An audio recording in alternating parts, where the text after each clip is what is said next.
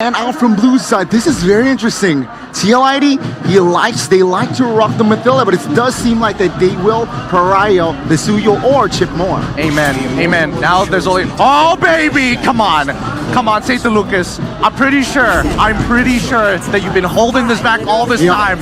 Chip comes through. No more illegal bans coming out from TLID. Wait, is this the first time we've ever seen Chip let go in the playoffs?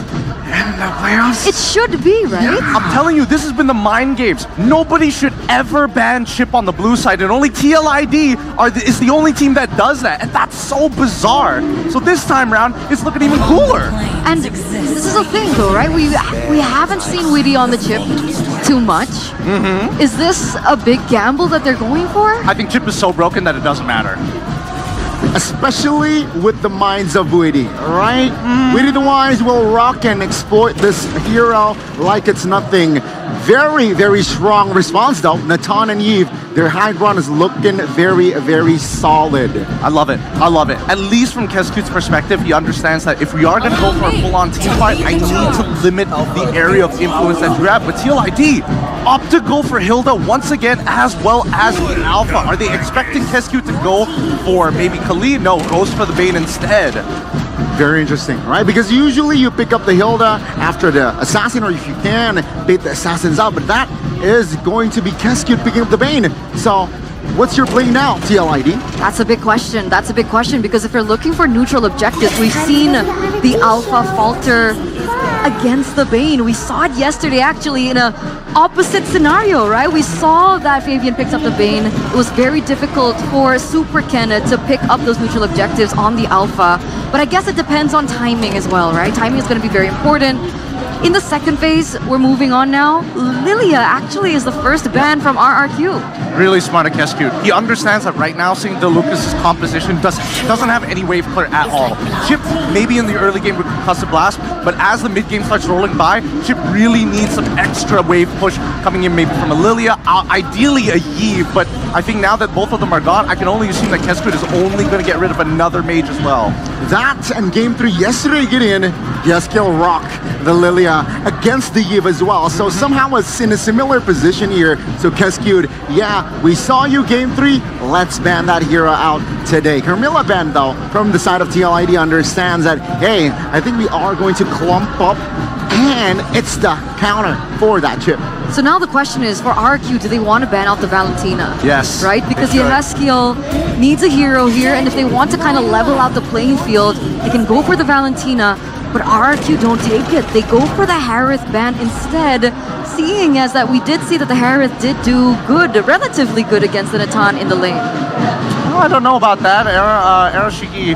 The fact that TLID is in the lower brackets is because he had 3 games on Harith and wasn't able to perform on any 3 of them. I agree with that, up until their performance yesterday against Bigatron. That's the thing. That's why I feel like TLID is a very momentum-based team, right? It's hard to say that everybody is consistent, but when they're heated up, their ceilings are extremely high, but then when they start to cool down, they're just a little bit below average compared to the rest of MPLID. They're like a microwave, it does seem like, right? Let's see here, RRQ though, with the first pick in the second phase, what do they need? They have DPS already, they need bodies, right? So I'm thinking a hero here for, can we expect a Vamos here? It's a little tough. Terrazla makes more sense. PZ, Flicker, we saw how from the side of TLID, actually Iran, Flicker penalty zone on towards the Alpha, and perhaps Dyren wants to replicate that. No, Dyren was the first person to utilize the Charisla in the playoffs, actually. So this is him picking it back up and be like, Iran, okay, wait, let me show you how it's done. So this is a big problem, right? The setup coming in from the Charisla, sure, it's not as tanky as it usually was when we saw the prime of Charisla, but it still does its job as the facilitator. It does very well, especially against compositions that want to kind of dive you, or you're looking to kind of stay away from the big wombo combos, right? It's a catalyst. It's the beginning of all things. TLID taking the Beatrix and Farsa. Oh, God bless. This God bless. Is signature Yeskiel from way back when. Signature Yeskiel that did not perform well, by the way. And here's the thing. Facehugger used to rock this Farsa like it was crazy, so I believe he told Yeskiel a thing or two on how to play the Farsa. I don't know, this one might be a little difficult. As much as I want to believe that Farsa will eventually outscale the entire composition coming up from RRQ, there's just so many ways to cancel out the feathered airstrike, right? At the edge of the RWM, penalty zone, even with the deadly catch, a lot of ways to put yourself at threat. So I feel like TLID, they're going to have to take a very slow comp game. RRQ, just let TLID come into you, right? Get those first 2 items, wobble, combo them to the ground. And on top of that, the implosion from the Tigreal. So there's a lot of things that they need to figure out with this draft. And we're going to throw it over to our casters to begin game number 1. The Land of Dawn will be the arena, and will be the witness of whether or not the revolution will go through. Game number 1 of TLID against RRQ Hoshi. The battlefield for the coup. Will RRQ be able to quench this rebellion? Will they be able to beat the usurper Fabian? What are they up to? Leaving the chip open in a grand final. It's a best of 7 Aran.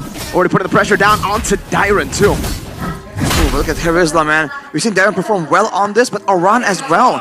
Team Liquid ID knows how the Terizla wants to operate, and they can kind of counter it. But the most important thing, for sure, has to be the Farsa, man. What season is it? Season 8. We were making jokes about it just yesterday. If you close your eyes, does it almost feel like nothing has changed at all? And in Season 14, the high ground artillery, front to back, backline setup is now back in fashion. Emblem share by Indie Home, though, showing again the Wilderness Blessing for mid and roam. It's all about moving around. But the Bargain Hunter for Skylar, showing some confidence here, knowing that he can probably move around and actually escape from a lot of this aggressive early game potential. Yeah, the Farsa does kind of have that extra range in the lane against the Eve. But talking about the team fight, will the Farsa be able to at least survive the first encounters, the first, rampage coming in from RRQ? Well, it depends in the collision. I feel like Team Liquid ID with the fighters, with the Alpha and the Hilda will be able to burst a lot higher. But the moment the fight goes long, oh, hang on a minute. 2v1 situation. That's a deadly catch as well. Around to be forced to use the vengeance, but he will not be able to survive. So running away. Wow, he does. The push is all he needs. Gets caught one more time. Okay. Aran still with the reach. And he gets it with the push. Brings the flicker forward. Stunned up by Winnie with a crash course. A big flicker wasted from Rins. Winnie shoved back into Sutsujin. No deadly catch. Fabian will save the Spear of Alpha for the Turtle. Or Prio for RRQ, but TLID have the healthier HP bars. Looking dangerous right here. Both teams going for it. Winnie with the crash course over to Sutsujin. Now it's going to be the feathered airstrike over to shove back from Eda. Fabian with the Spear of Alpha. Going to the Tyrant still. Losing his life. Winnie in the back with the crash course is now Aran jumps in, but is going to be caught into the turtle pit. Sutsujin guns him down. And Rins gets him out with a double kill. Oh, they get it all. They lose nothing and get everything. It's going to be Sutsujin acquiring the turtle for himself. Break down that fight for us, Arashi. RRQ going in and out, waiting on the cooldowns. They know that the burst damage is massive from Team Liquid, but Elok was able to buy so much time, dodge away from so many skills using the Sacred Hammer as a bit of a displacement tool and also a repositioning tool. Team Liquid ID has to be careful, man. If they go for a long drawn skirmish like that, they're susceptible to getting punished. But looking at Talent's prediction right here, I'm alone. No, you're not. No, you're not. Mirko is right there with you. Yes, sir. Two I votes. got used to us being on a different side. Don't worry, Arashi. When BTR ain't here, Keskewed is RQ, right? Hey. So there's a bit of BTR there. Yeah. All right, deal. An alliance made between the robots and the kings for now. But let's see, man. An interesting portion right here is that EXP lane, because Dyron, he didn't go for a Festival of Blood. He's going for the Wilderness Blessing. He wants to roam around there. He has the thrill to actually win out in the 1v1, so he's actually matching up to Aran right here. Not really getting bullied. It's almost like yesterday, Aran, when he was playing the Terizla game number 3, he was constantly rotating into that mid lane, right? Just to help build that prio, help with the Wilderness Blessing as well to, fasten up his movement speeds. And of course now Dyron on the subject of maybe a potential dive. But he's still tanky enough to survive the onslaught because he is a Terizla after all. Sure, the body of Smith has been nerfed, but at least he can be able to just hold himself right there. Flashing this emoji right there, Sticker. Dyron Just playing it safe, knowing he doesn't have to risk anything. Wave is still going to be available to be collected by him. Yesskill though, rushing the lightning truncheon. Nothing else, not even the boots. He wants that burst damage. He knows his team is relying on it to get those pickoffs in the early game. He needs to be the one roaming around with the wings by wings to actually combo with Witty. Yeah, he needs that burst damage early game because look at TLID now. They want to advance further. Amazing poke from RRQ. Rins is popping the real world manipulation, getting the prio over, but remember for TLID, can utilize it as a trigger forward in the crash course, also with a shortcut. Rins going to be compromised. Fabian with a steal. We're in the back now. Ron jumping in. Skyler getting rid of him, but yeah, his skill has rotated over. We'll try to go for some damage. A-Rod shaking with the balance rate. Dyron's still able to survive right now, but look at the damage, the implosion. Enoch finding two. Aran jumping back now, getting one. Getting very low. The push right there. Enoch will fall. Aran will live. The cavalry charges, and they get the dub in the second turtle skirmish. Again, a trade happening. Here on Shiki, almost able to take down Rins. What was that, Arashi? It's a great move from Team Liquid ID. They make sure they use Aran to its full potential. That's the combo, but look at Skylar. Whoa. Of course, you has skill with the rotation. Skylar, you have the flicker. Can you dodge from everything? That's one. That's two, a basic from Witty. Dyron trying to help up in the top lane. We'll go for the hammer strikes over to the mini waves. We'll try to survive the power of wildness. We'll shoot Dyron down. He will have to respect this damage. In the mid lane, that's a split. Solo kill. The usurper is online. This mid game is disgusting, man. The sustain, the damage, all these fighters for Team Liquid ID and all the long-range burst damage is really allowing them to really threaten our RRQ. Even when they're playing safe, it's never really that safe. The fact that the Vengeance is also on Aran, he can just go in the back, and even if he gets taken out eventually, Skylar's gonna lose so much HP beating on him. And we've seen yesterday, Aran actually goes for the blade armor afterwards. So Skylar's gonna lose a lot of HP, and Rins is gonna be zoned out because Aran's gonna run straight at him, kind of negating his effect in those big team fights where the Yve, in theory, should be able to actually spam out more DPS. Now he has the Thunderbelt ready, of course. So take a look at the audience prediction by the new application. Go pay 86% for RRQ. Of course, the trust of the civilians of the kingdom still stands tall, unearthed on the kingdom, but Fabian. Whoa, very brave to go in onto Edok, but that will give them a lot of advantage. That's Edok forced to back away, but the airstrike over to Rins. Very, very low. Entropy forward. The snipe down from Skylar. Aaron trying to pinch him down with a Mirror's Passion, unable to find it now. Siren will peel. That's a shot down, but it will not connect. Aran caught. That's a turtle taken down by Fabian. Meanwhile, Witty that pops into the shortcut. Fabian pops into that shortcut. Witty will lose his life. Edok, implosion, finding Witty. Fabian is slicing through the Kings like they are nothing. Edok down, Rins down. The two members who've been so reliable are now down, and Fabian wants to continue the battle. RRQ don't. The Crown Prince is still intact, but you can see the usurper inching closer to the revolution. Fabian again, just diving into the backline of RRQ Hoshi. All this pressure, man. 2,000 gold ahead. Even the mid turret, Team Liquid ID pulling off all the stops. They know they have the better early game, and they're just forcing RRQ into these brawls. But the fact that RRQ are able to find something small, very small wins in these fights, kind of keeping them from actually losing too far in gold. But 3K is definitely significant, and Team Liquid ID, they're not stopping here. They do have that shortcut by Chip, so they can keep forcing out these plays from RRQ. And despite the fact that they've been clumping up for the deadly catch, for all the AoE of RRQ, they've been coming out on top, showing again how much sustain is there. Because Rins has the glowing wand. That is the reduced amount that Team Liquid is using to sustain these fights. And Yesskill just rushed into the Divine Glaive as his second item. But number one was Lightning Truncheon, now it is the Divine Glaive. Talk to me about this item, Arashi. What is he trying to achieve? There's more burst damage, man. Farsa's base damage is already quite significant. So just trying to make sure that any magical defense gets negated will be good for them. But Edok, man, against Aran, it's so difficult to recontest and find anything. Looking at Aaron Shiki, he also has the BOD already completed. So if they really get low from the Farsa, the threat of the Renner's apathy coming in out of nowhere from the sidelines. We've seen a couple of close calls. RRQ definitely have that in the back of their mind. Also, was that a Malefic 4 as well from Aaron Shiki? Yep. Just to try to cut through the front lines of RRQ Hoshi. But then again, the way they spaced away, the subliminal amount of, ultimates that they can use to just push the players of TLID away is so significant. And now the Lord, he will try to fight for this. But it's like only Faven standing in the way of RRQ. They're blitzing the Lord. We do the crash course now. Also the shortcut. Everybody piling in. Good deadly catch. The Feather Airstrike will snipe him down. Together with Witty. Die one of them. Oh, they from Aaron. Shaky. Able to find two. Now Rins is next in the chopping block. But Witty will respect it. The entropy backwards.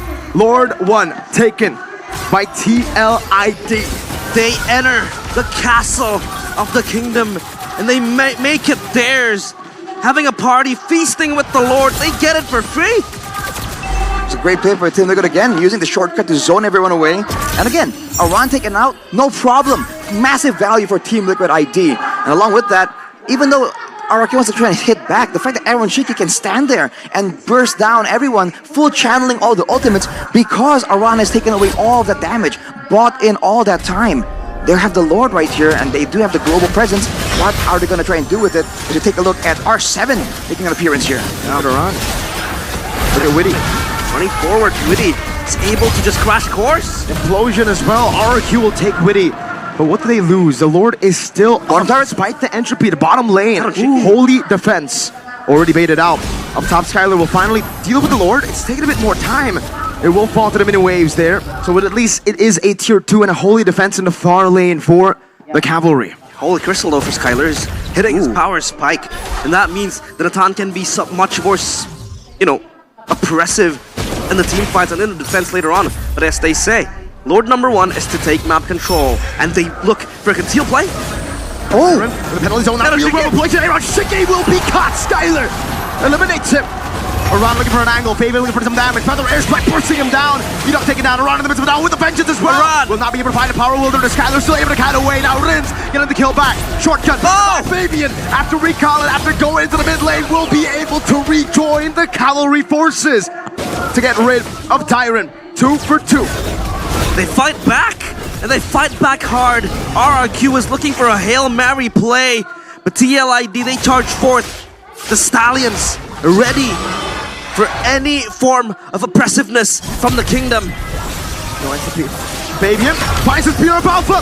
Now the deadly cast appeal from RRQ is not enough to take him down. Fabian will finally be slain, but at what cost?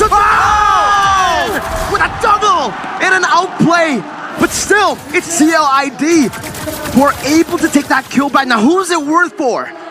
Considering the Team Liquid ID was ahead 4,000 gold, RRQ, it's down to 2,000. It has to be worth it for them. They've bought more time. They've stopped the momentum of Team Liquid ID. Man, Sutsujin, what is he made of? How do you find that moment there, walking through danger, just deleting your Heskiel? Ice cold. Ice cold. The mercenary is here to back up the Crown Prince. Look at that damage. And this warrants a respect towards the Bane, because the Bane, as time progresses, as the game gets later, the damage just becomes disgustingly insane. And that is built upon, burst damage as well for the Bane. And this could be the time frame where TLID has to respect it, has to be wary of it. And now they prepare for a Lord Dance. Heading around for now, but there's the chip in the back line. Witty looking for Skylar. Won't be able to find it. Sutsujin getting pressure down with a better airstrike as well. The burst comes in. Sutsujin, the mercenary finds it. Meanwhile, the fight with the shortcut as well. Aaron Shiki will take it. He will go forward. Baby and fighting the Spear of Alpha onto Rins. 1, 2, 3. Kings falling. The shortcut taken by Enoch to look for the juke, but it's only 2. The clutches of Witty. The clutches of Yeheskiel. And now we're down to just 1. It's just Skylar against the Cavalry. The Crown Prince looking to defend his crumbling kingdom. Will he be able to hold this? The Cavalry charges forth. The further airstrike, Skylar with a flicker. Able to get rid of the Cannon forward now. Aaron Shiki faction trying to go for it. Fabian falls, but they will take the battle in game 1. They take control of the castle walls. The young Stallions. They charge, and they charge hard. Game number 1, TLID 1-0. A great use of momentum right there. They know that RRQ, they can't really afford to lose more Lords with the base turrets getting lower and lower. They go for that macro play. They go for the flank with Really. That's the power of the chip. The backline in shambles. The formation disrupted. And RRQ, despite having that golden combo, the Yve and the Natan, are unable to stop the momentum, the speed, and the charge of the cavalry. We talked about the Yve and the Natan boasting a very high win rate in the playoffs. Barat, no Khalid. I think there's not much of a winning matchup here, because right now Phobius does pretty well into most things, even against the Ruby to a certain extent, but it's a skill matchup, right? Also, one more thing that needs to be taken into consideration for the EXP is whether or not they need to like get their hands on something that can slow things down, right? Maybe even play a Terizla here still to kind of keep them in place and force out ultimates, or they go straight into the CC and just purely focus on winning the lane. Oh, the CC, I like that. But RQC, it seems like they are, now they don't want to deal with the heavy spins that Akai can't produce. TLID, they should just pick up the EXP here. What EXP? Rock? Is that the desperate play? Is that the only play? They can go X-Borg if they wanted to. X-Borg. High loss. I forgot about the high loss, but I think the high loss is kind of like mid here, only because I don't think it's a bad hero. I think by all intents and purposes, it's great, and that's why it's in the meta. But against Bane, against Matilda, that's where it gets a little bit iffy. If they add one more layer to it, a means to kind of slow them down on the Glorious Pathway, or even just taking up a Valentina for themselves, it kind of just evens out the draft anyways. So Valentina is definitely on the board here. So again, real world relation, perhaps here of Alpha can be stolen, but no. They are going for that 2 Sin and the Irithel, most likely with Sprint. Okay, so the signature Irithel for Skylar does pop up here, but this is a Jushin pick into a Yve that has been quote-unquote the theoretical counter. Angela, no. Support v support. I feel like this last pick might not necessarily matter. Because looking at RQ's composition, it's push and pull, right? It's all Ruby. I think they need a stronger initiation tool, but then most of them have already been banned. So you don't have Is it a Grok? Yeah, there you go. All right. Yeah, so it ends up St. Lucas decided instead of going for a full dive composition, tell you what, let's just change it back up. We're also going to play the push and pull. So this game is going to be very adaptable. Both teams are going to be playing a very strategic game of ping pong where they're going to be rallying against each other. And once we get into the late game, that's when we see the very big smashes where Phobius comes in, Deadly Catch even, and even the RWM. So we need to see that evolution of the ping pong into the tennis and then the tempo breakers. Oh, that's it. Let's see. I think TLID, with that draft, we might see a 1-1. Oh, okay. Okay, bold statement here from the panel, ladies and gentlemen. We're gonna see exactly how this ping pong tennis match proceeds between both of these teams as we throw it over to our casters for game number 2. Game number 2 on the cards. CLID, they have 1 foot in the castle of the kingdom.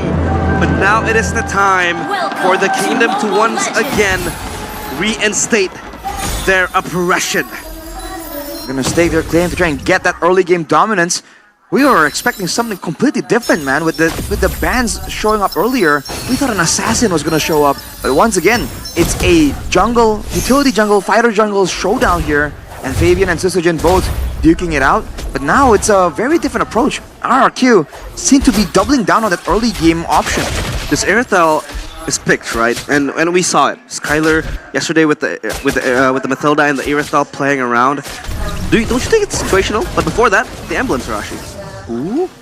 Wow, Litho taken by Fabian there. Emblems by Andy Home showing the tenacity for Yehezkiel, respecting the aggression coming in. Darren with the agility and the Festival of Blood, so he's trying to play that massive frontline role, but ooh, duel. This is the thing, it's still a skill matchup in the bottom lane, man. It's not entirely a win for the Irithel. You do have an advantage, in a way, for poke and wave clear, but Aaron can do what he's been doing best, laning. Yeah. Back to my question though. The Irithel Matilda combo in this scenario, do you like it? I mean, sure, they have a high loss, they can charge at them, and as well as the Alpha maybe, but oh, Skylar. Good juke, but damage still. Oh, can't really ignore that. Skylar almost taken down, has to pop in sprint. Subsidiary rotating over, has a deadly catch. Pretty bit down by the Sharks. Wow, out of nowhere, Syzygen playing it aggressive, matching the alpha, getting the gold buff as well. And on the top side, even with Aran trying to be sneaky, avoid laning, cutting the wave, Dairon actually came in to punish him, kind of equalizing the situation. Looking kind of okay for RRQ, but the big moment is this turtle fight. Can they actually get it done? A lot of zoning tools for RRQ. It's tankier frontline technically, but Team Liquid has a lot of damage and a lot of true damage at that, and more sustain. Yeah, TLID, they want to contest this turtle. And Yaskiel already level 4, has the RWM to just push them away.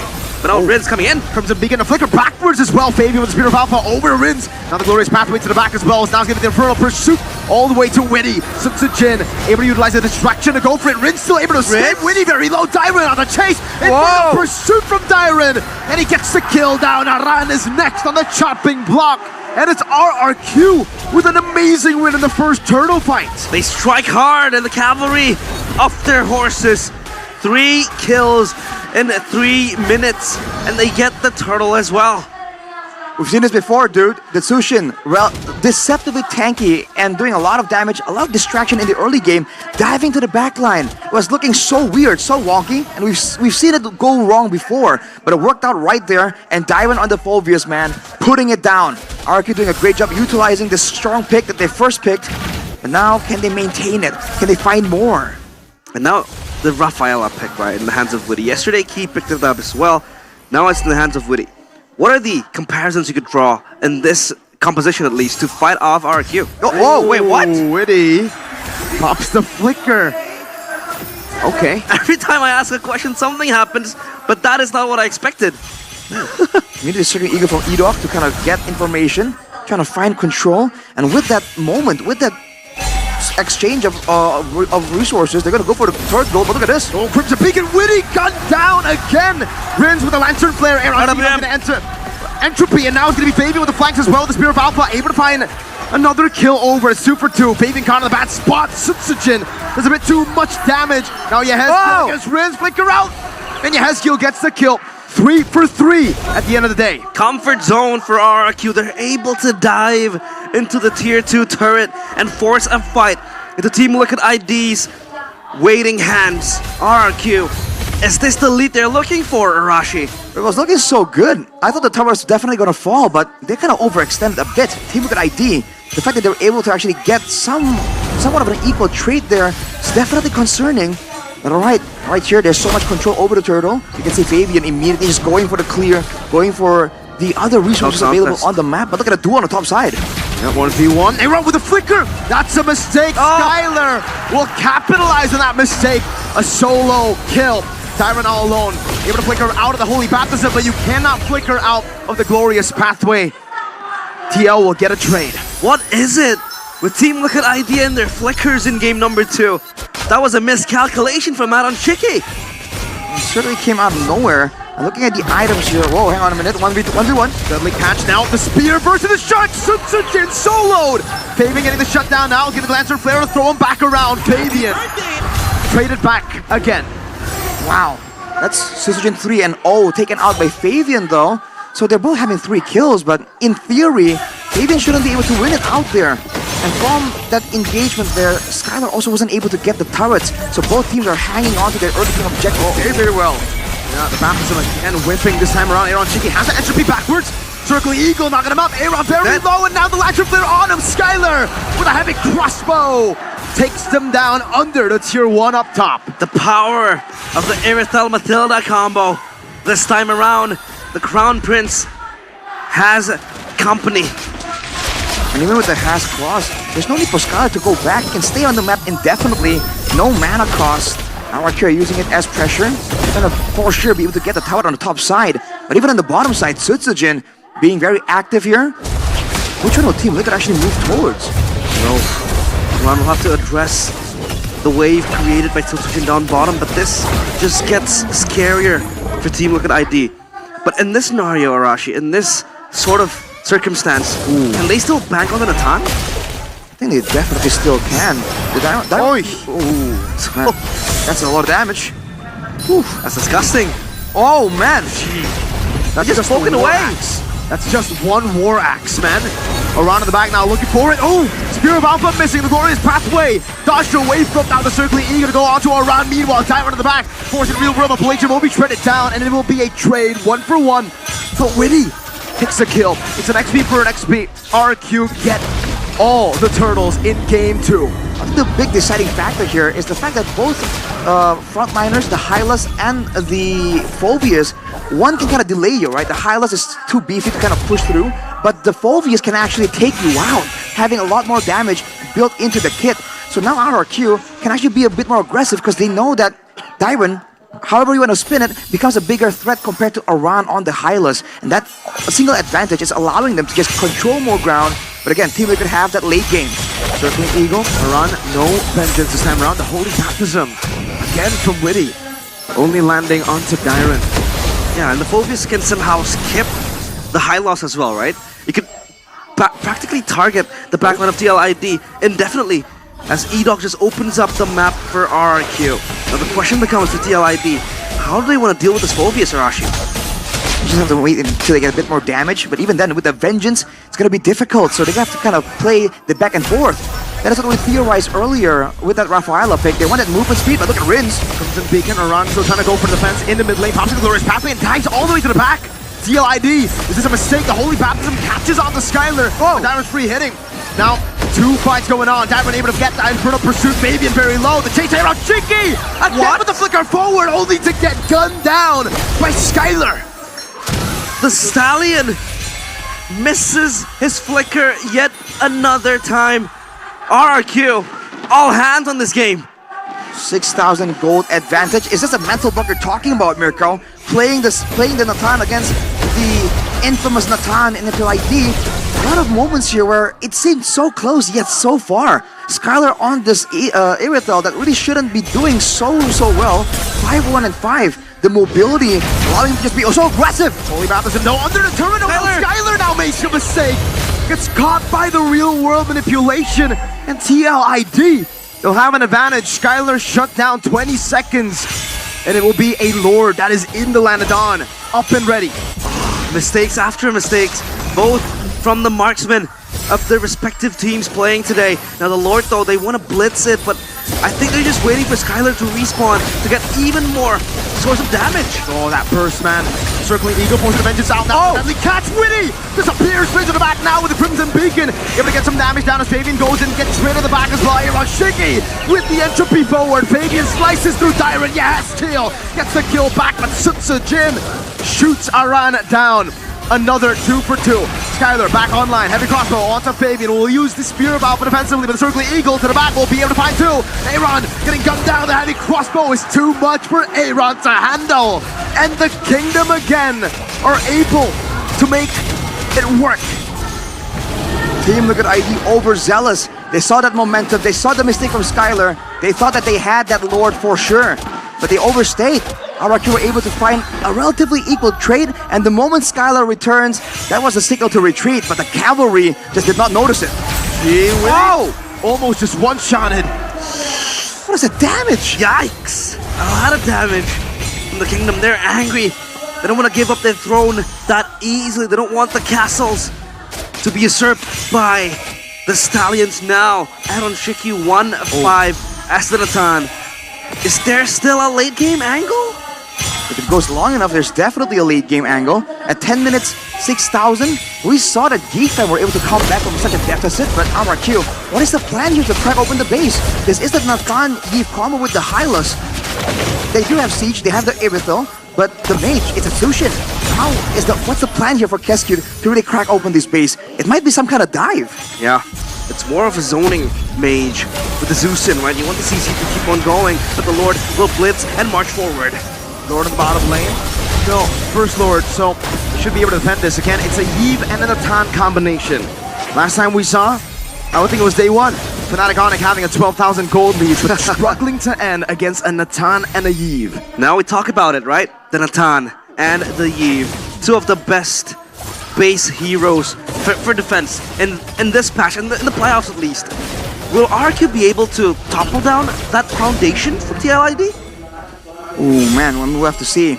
Looking at the items right now, already the glowing one and the divine glaive. So he's Yehezkiel here, not playing to shred the front line. He knows the Iron's gonna be tanking up too much damage, too much sustain. He's gonna focus more on having burst damage available in case Skylar makes a mistake, in case Weedy finds a great great stun onto Skylar. He can just follow up and deal a ton of burst damage. For Iron Shiki, it's only about scaling up here. Holy Crystal almost completed. It's gonna be a massive spike. But the Radiant Armor is completed for Dyron, so again, it's kind of neutralized for a bit. Maybe one more item will be required before Team Liquid ID can really claim to have that shredding potential. Yeah, he has his Holy Crystal ready for Aaron Shiki. Now the big problem is he able to exert the damage? Because the problem is he has been overextending and creating, you know, minute plays that is not necessary. Flickering forward with the entropy as well. That has been the criticism towards him since yesterday, even since 2 days ago in that match against Bigatron Alpha as well. Now it is a matter of how he will hold himself when the time comes.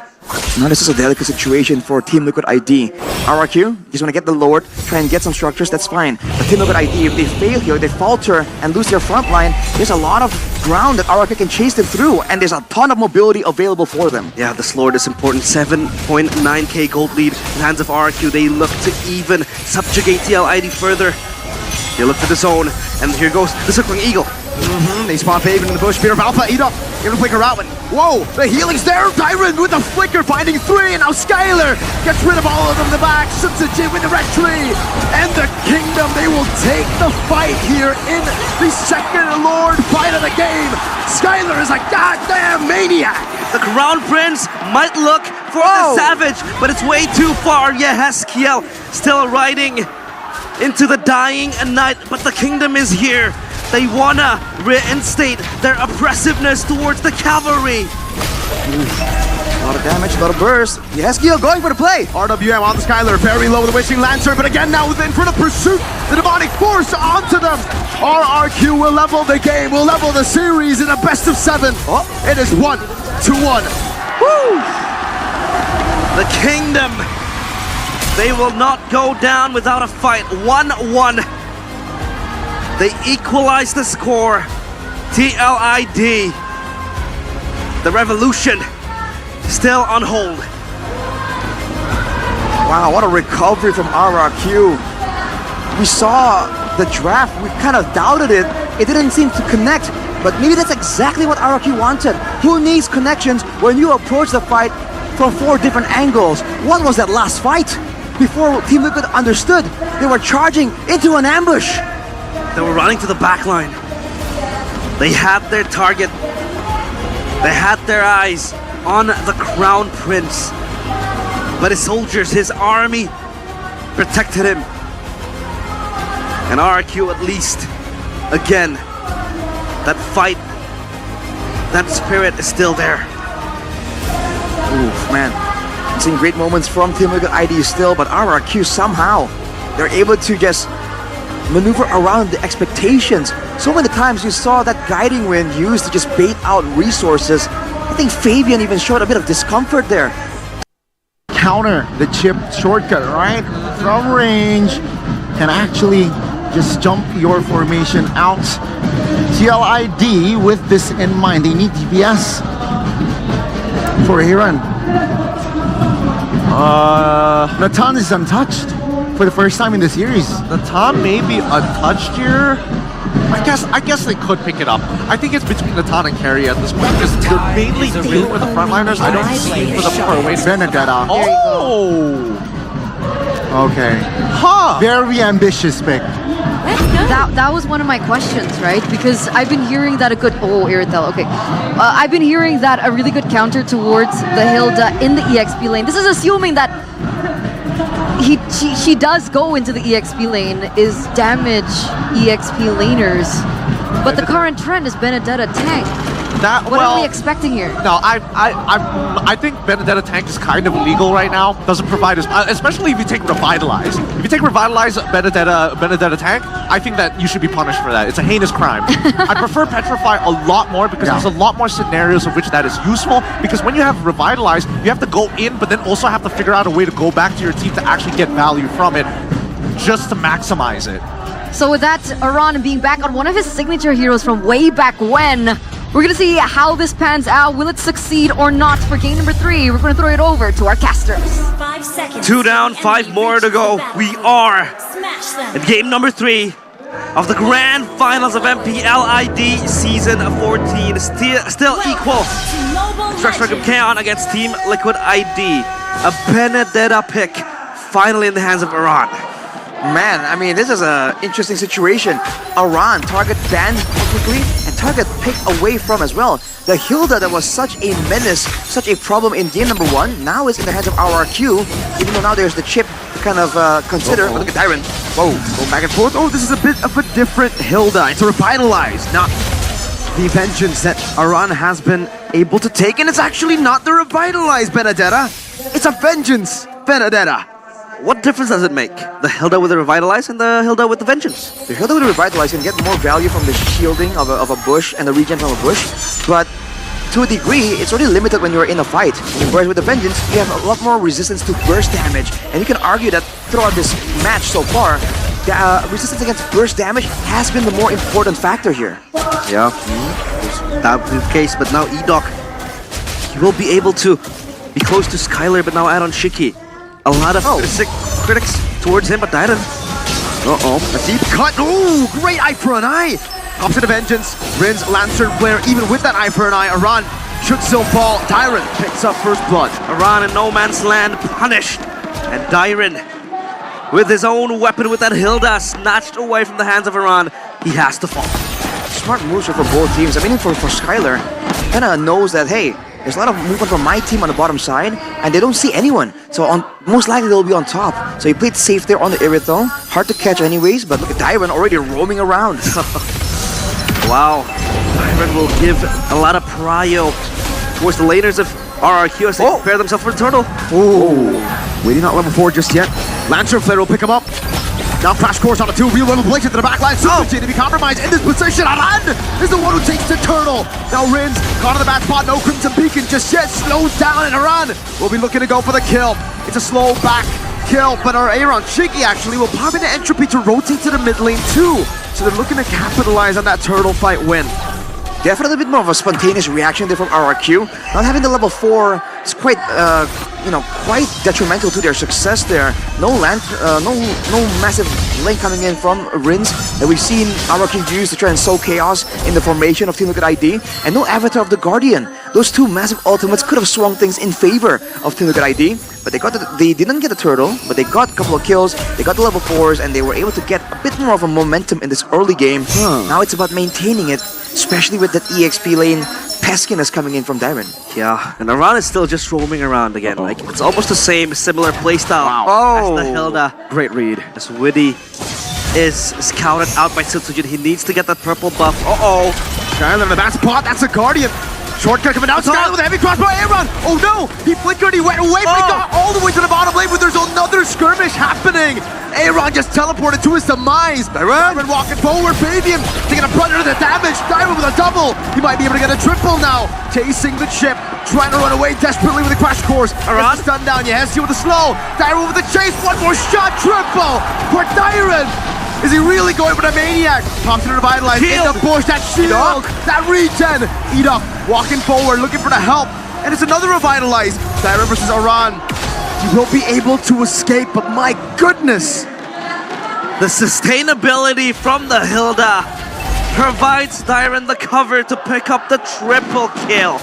That is insanity! Oh, Widdy now caught again.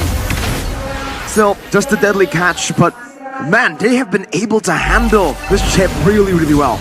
They've been able to find him again and again. That's the big problem. Widdy has not been able to find a way to sneak around. And if he does get spotted, Aran is absolutely on the case, man. He is a marathon runner. It's not about the sprint, it's about how long he can chase. Look at how far it went. It was from above the turtle pit all the way to the bottom side turret almost, but look at this engagement. Again, it's a shortcut. Adok just gets out with the AOG. Skylar up top winning the trade as well, so man, RQ really just winning on all fronts right now. Was that Witty's flicker that was burned? There is a slight problem over there, of course. Flickerless chip now. SDLID, they want to try to match the pressure. But how exactly can they do that, Arashi? It's so difficult because they don't really have the best of catch. Again, it's only the chip and maybe Aran that can kind of have some kind of stun. Everything else are just slows, are just knockbacks. And against a Hilda, that's difficult. Against a Gatot Kacha, even more difficult too. Oh, nice one. A blink and another. Oh, Tyrant. Raid Boss is here. Not taking any damage. He laughs at the face of TLID's damage. Raid Boss for a reason. And other items, Arashi. It's a Thunderbelt Benedetta, so still the Diablo way of the Benedetta, but now it's with the Vengeance. This is a Thunderbolt in the hands of Dyron, and he has been proccing it left, right, and center, dude. With the War Axe completed for Citizen, it's gonna help with his sustain as well. And look at Dyron, almost taking the position of the roamer here, looking for info. And just how fast you move in the bushes, in the river as well. The Benedetta from Aran just can't really match this pressure. And the only thing he can do is to cut the waves, make sure it doesn't crash towards his turret. That's about it. The Benedetta needs to also match the pressure, maybe come to the mid lane as well. So the chip will try to open up the turret, maybe no. Edok and just scouting around. This is a very, very well dictated game played by RRQ. Yeah. RRQ is doing a great job just making sure that the Hilda and the Gatot Kacha are the ones in the front, but look at Tyron's damage! What? Of Yehezkiel's HP. Collapse on the Tyron, but the AOG will find one. That's gonna be fake. Lock-in. Tyron's still able to survive. He's not gonna miss him at all right now. As AOG pops in the entry, but Suzuki was looking for the kill. Fabian shreds through the HP bar, wins no flicker, has a Crimson Beacon, a Lantern Flare. And now Skylar comes in again with the heavy crossbow. Yehezkiel, who teleported in, will teleport to his demise, and Witty, who has been isolated, will fall as well. RRQ. Wow. Tyrant cheats death for I don't know how many times around 1v1. Against Skylar. One more dash should do it. Skylar solo killed up top by the assassin, but the turtle still falls in the hands of the mercenary. That might be the only real problem for RRQ. The fact that Aran can go. Oh, Dyron! Woo! Oh, no damage! What is this Hilda pick, man? He cheated death in the previous engagement. Edok almost gets the catch there. Again, they're just sending the Gatot and the Hilda and alternatively. And if they jump on Dyron, Avatar of the Guardian, if they jump on Edok, he flies away. There isn't really an easy way for Witty to find an engagement at all. Talk about tankiness, right, Dyron, and the fact that RRQ, they have a lot of disengaged tools to just further themselves away from TLID beats. They can prolong the fights. Be able to stay in even further shortcut. I don't know if you want to go on to Edok though, right? So exactly, every single time you see Edok, the crash course, it's literally just a crash course. It's a test. You don't want to go for the shortcut, but I have a question for you, Arashi. In the bottom lane, Aaron getting sandwiched there. Oh, okay, no Crab Claw Cannon. Fabian rotating as well. Retry already used up. Oh, what? Fabian, a rare mistake. He dashed into the deadly catch. He wanted to go up on it. So such a no deadly catch. Real world manipulation and the ability locks him down, but he has top of the AOG. Around the final blow, Witty gonna be taken very, very low. Simon again swings that sword or swings that spear, whatever you call it. It's him dying. Around next eye for a knife, trying to turn around. Finds it. That's one. Shut down though. Poor Dyron. How do they fight this? Every time they want to try to fight back, every time they want to try to revolt, RRQ just collapse upon them out of Chiki. No flicker. Aaron entry to the back, goes in for a Riz. Oh, the flicker, but Riz gets the kill. He puts the light on Aaron Shiki's head, Illuminating him, finding him in the darkness of the jungle, but Edok does not get hit. Dyron, 7-0. Not really going with the same build Aran was going with the Vengeance, with the Blade Armor. He's going for the Dreadnought instead, trying to make sure that Fabian gets mitigated, that Aran can be chased away from the backline. Again, solving these issues for Skylar. And again, even with the global presence, the movement speed alone from RRQ is allowing them so much prio. But now the Lord is here. Team Liquid ID definitely have more emphasis in getting control around this area. Okay, I have a question, Arashi. Is this Dyron Hilda thing a hero that he's practiced before? Because he's 7-0, he's doing better than Aran. Oh, when you talk about that Witty getting shadowed, I don't know about this, man. Even when he pops, I don't think there's any threat. RQ want him to pop in the shortcut. Because if you shortcut in, you shortcut to your demise. Witty with a flicker forward, pops in the shortcut. No one should take the Spear of Alpha to the back, finding Skylar, actually. But look at the damage from Sutsujin. Crab Claw Cannon, look at the sustain from Edok. Aaron cheeking with the entropy, still able to shot some damage. Dyron continues to chase, What? but slowly but surely, Aaron is able to dish out some more. Rins melts Aran down. In the end, it's a 3 for 2, but RQ take the Lord. The Hilda in the hands of Dyron. Oh, It's acting man. like the castle wall for the my kingdom. goodness. Dyron will turn the smack. Boom! Right in the head of Aaron Shiki. He's legendary. How do you stop him? Dyron with the guitar solo, putting it down once more from the EXP lane. Dyron dictating the whole pace of the game. It's only a 3,000 gold lead. Team Liquid ID has the great late game combo again with the Yves and the Natan, but RRQ. What's the plan here? Dyron alone is just so much for them to handle. They're gonna lose a bunch of structures right here. Expect the gold lead to really increase in gap. Yeah, the Lord marching up top still. A relatively easy Lord to take down. The Deadly Catch will zone them out. Now the problem becomes the Hilda, right? But when the Hilda is there, Erythal will also scale. Sutsujin as well with the Bane will also be a problem for TLID. Do they really want to bank on a base defense again and again? Oh, hang on a second. Witty actually has made his way to the back, but Dyron is zoning Aaron solo. But watch out, man. Skylar does not know he's there, but Edok is the one opening the way! Great read from Edok. Gets the taunt. You don't want to pop the shortcut there. It's a shortcut for Witty to get back to base. 5th death this game on the chip. Edok reads minds. Is able to know that Witty was in the back looking to pounce. And now, Dyron, this is his lane. Everything is just onto him right now. Look at the way he just moves. Look at her run. Hold on a second. Whoa, Fabian. Fabian, good damage. Pure Valve put to the back, respecting the damage. Skylar, oh my goodness! Forcing the reload, the blink, and even that doesn't really matter. Skylar surviving. Deadly catch, the shots on the Fabian. Aaron shaking with the kite, but now he just smacks him to the ground. What's the counterplay? Insanity. The Kings, they have divine intervention behind their very backs. Repeatedly, they cheat death. And death is something that they want to bring to the cavalry. Chase him, Dyron. They're just gonna get him round and round. Aran gonna be chased down. Final blow. Lantern flares up. Aran brought back. Rinse constantly putting the Lantern flare on him, but Aran has the dashes to escape. Meanwhile, Witty, What? a desperate play to the back. He pops in a shortcut. Fabian takes it. Skylar caught a Spear of Alpha. They go in and they find him, but they all get fed to the sharks of Sujin. Fabian, there's no way you can 1v3, not on the Alpha after you use the Spear of Alpha. He gets taken down. It's a shutdown over, but now it's the AOG to the back. Edok very low, taken out. Aran running away. Dyron continuing the chase. Doesn't see, it just feels like a stalemate at this point. Oh. What was that fight, Arashi? It was just pure chaos, and RRQ are living for it. Gonna get some more right there. But look at the gold lead, man. I think that was actually favorable for Team Liquid ID. Yep. An equal trade when they're at a gold deficit with an infinitely better scaling late game. The fact that Skylar got caught there is part of the win condition. Let's take a look at it, the replay here.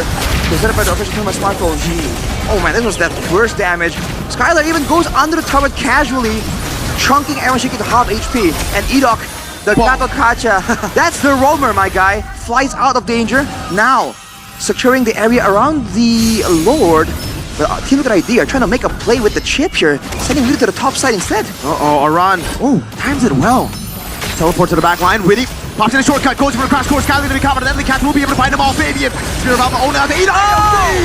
Big bug into the head of TLID. Hezkiel caught. The base. Meanwhile, Aaron in the base, still looking for a possible split push. He gets a base turret down, but Skylar's able to recall. Aaron should be able to recall as well, but RQ will not go onto the Lord. Fabian, not back up. 18 seconds on the clock for Witty. Aaron, can you defend it without an entropy? Skill 2, skill 1, used up. Divine Glaive. Aaron against the world.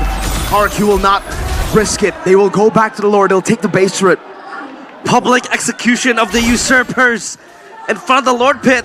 And it's Aaron Shiki having to watch his teammates die. Now the Lord is going to be conceded by TLID RRQ. 25 kills in 14 minutes.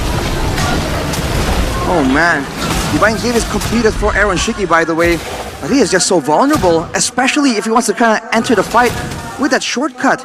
But the Skylar was kind of kite away from Weedy, and then recognizing that he has the protection, he ran back into Weedy, into his team, to allow that wombo combo to really get used to its maximum potential.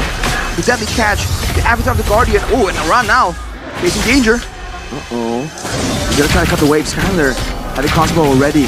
Aran still has a shortcut, that's why he's staying up top. Riz walking up. Fabian, Spear of Alpha, able to find Riz. Big mistake. Dyron isolated. Now gonna be melted down, but he has the winter crown as Fabian. Will pop in his own winter crown, but it is inevitable. It's just shut down over for Fabian to take big taken down as well. 2 for 1. Oh, Lord cleared. Crab Claw can't do it a lot. Witty. Shortcut over, crash course as well. Full lock-in, got to touch up. Ida finding them. Skylar able to cut away, and again, Sutsujin gets the deadly catch on him, forcing Yehezkiel to back away. Ida will chase Aran as Skylar makes his way back to the mid lane. They have to hold. Yehezkiel has to hold with Aran as well. Can they hold? Can they defend? How do you do it? How do you do it? The Crab Claw cannon will be used for the passive to just go for the base as Skylar gets the kill on Yehezkiel. That is game number 3.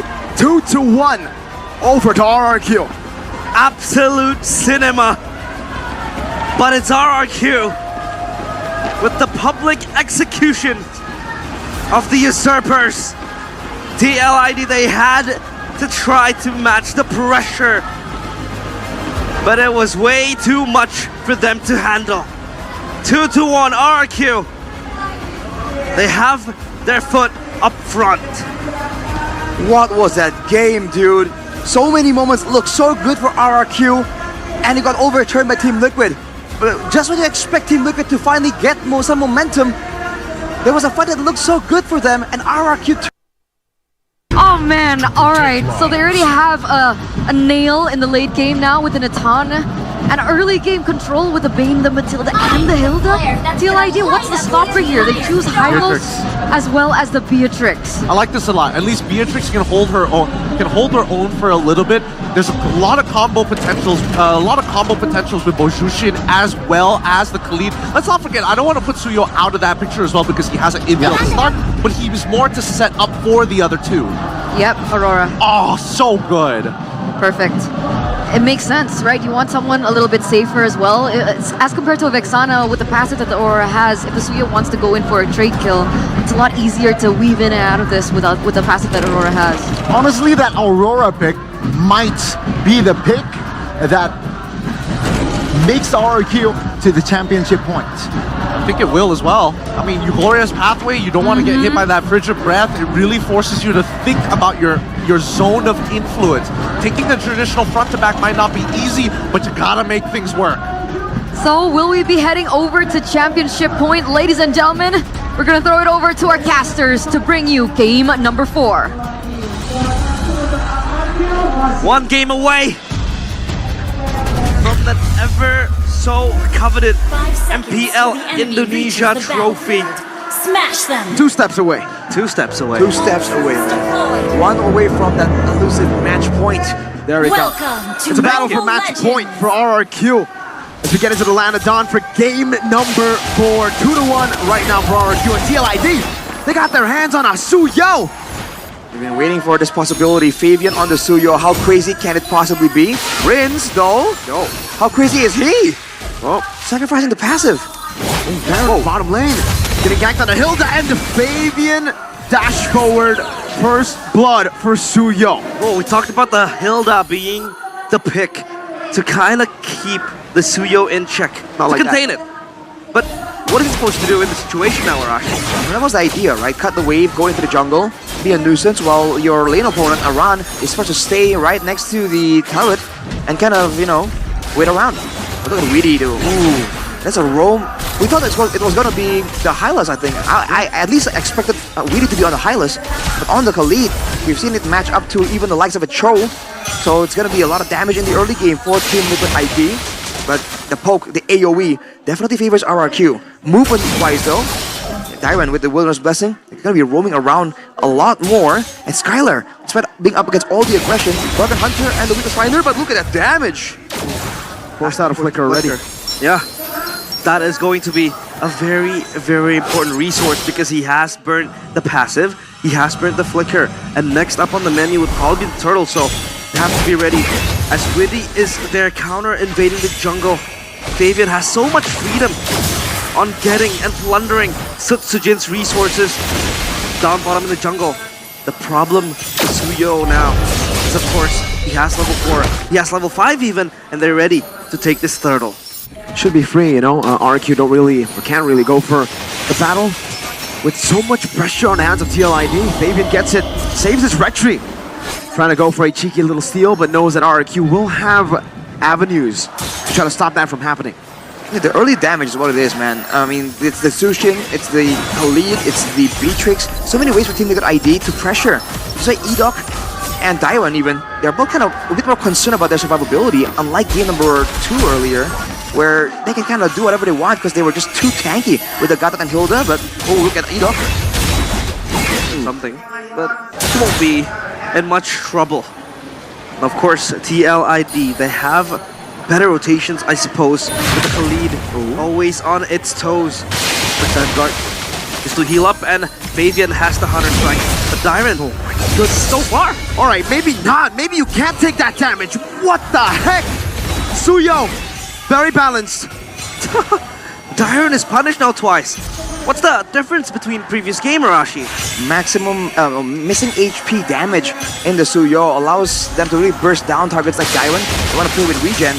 But all things considered, the Natan really hasn't really been the recipient of a lot of big pressure items. And Edok is doing a great job just monitoring, shadowing Weedy, ensuring that not a lot of laners really fall behind. But from the jungle, from the farming difference alone, already a 2k gold lead at 3 minutes. Quite significant. Where did Sandstorm dodge from? Ow. Good dodge, Witty. Knocked out by the Circle Eagle, able to flicker out with the regen too. Gets a bit of HP. TLID will just respect this. Well played RQ to escape from that. Well played Witty to escape from that too. They want to brawl out in the early stages of the game. Now still Dyron with the same scenario that it has been in previous game. 1v1 down bottom. Well, we get to see how much damage you can truly do on the Suyo. If you can burst a Hilda, that's a lot of damage. Revitalize even. There we go, power wildness. Now Yehezkiel should be able to lift him up. The stun connects and the execute should get him down. Turtle up top though, gonna be dealt with here by RQ, held down. Good snipe over to Rins, now walking forward, throws it down. Frigid Glacier will lock him down. Sujin with the help of the guided wind, not able to survive. Winning just slashes him down. Rins cannot sustain from that damage, cannot take that damage. Lantern Flare, Aaron Shiki will gun Skylar down, and Edok will be forced back. The cavalry recharges their energy, and now they are ready for yet another revolt. Everything is going south for the kingdom. Wow. They have lagging potential, but the early game is looking really, really rough. This approach from Team Liquid ID to just double down on that early game aggression. I mean, we talked about this a bit, Mirko. Hey, if the game never reaches the late game, because the fights keep happening, because both teams, you know, have it personal, they want to just win it out and show everyone they're better in these fights, in this early game, then why even get these late game tools? Look at this though, Circling Eagle on a run. Nothing available for RRQ to really realistically get. They're only trying to make sure that Syzygen doesn't fall too far behind, and Skylar at least gets some really good run. It's gonna be okay. Ron pops the glorious pathway. Running through Ray's Sandstorm on the Syzygen. Frigid Glacier able to stop the deadly catch as well, but now Fabian comes in. A snipe from Aaron. Shiki down in the mid lane. Will be the end of Syzygen. 0-2 and 0 right now. Problematic for RRQ. We actually talked about how the Hilda is actually a very good pick against the Suyo, and the draft planned out by RRQ is way solid compared to the previous one. But it's now going so hard for them. What's the big problem here, Arashi? I think it's just Suyo damage. I mean, are you seeing how much damage Fabian is doing? Oh my lord. I mean, even against Daiwan, he's just shredding him down. It's way too much damage. I think RRQ, in theory, have a good composition, but individually, these heroes are way too strong. And considering the gold lead has increased to 7,000, RRQ are definitely in survival mode. You can see Witty understanding that, recognizing that, looking for avenues to set up traps in the jungle. The trap, Sutsujin. Oh, the execute. Fabian. Whoa, please take him away. Skylar walking up with the entropy. Now Pridgequatia able to lock Fabian down, but no, he brings out the safety. Witty zones Skylar away, and they will be able to steal away the orange buff here. Fabian takes it. Witty trying to zone RQ away from the tier 1 of the mid lane. Only a shot over to the Hilda. They can't take it, and it should be a perfect turtle take for Team Liquid ID. What's the call now for RQ? What do they want to do? Back on lane game again? They might have to really bank on that late game. Again, the Suyo in the end is still an assassin, but Skylar. When he walks up, they try to go for that shotgun for the Wesker on Skylar, but he has the entropy. It's a scary situation. Skylar also doesn't have the Purify, so Raging Sandstorm, the stun from the Suyo from Iran, there's danger everywhere, and Dyron zone away immediately, dude. These towers are falling down like dominoes. The bully gets bullied in this game. Dyron is not having a good time. And take a look at how much pressure, how much control TLID has circling Eagle. Ooh, Flicker. So much respect. Knowing that if you do get knocked up there, Rince could just flicker forward and, you know, combo them together with the Aurora. So in theory, for the late game, they still have a good composition, but survival, right? Is that even possible with all the pressure? And Sutsujin actually gets his purple, but man, Witty is just relentless, dude. Always in the faces of RRQ, and that gives all the time. But look at his play, though. There he goes, though. Once you use the flicker, you are going to be susceptible to that.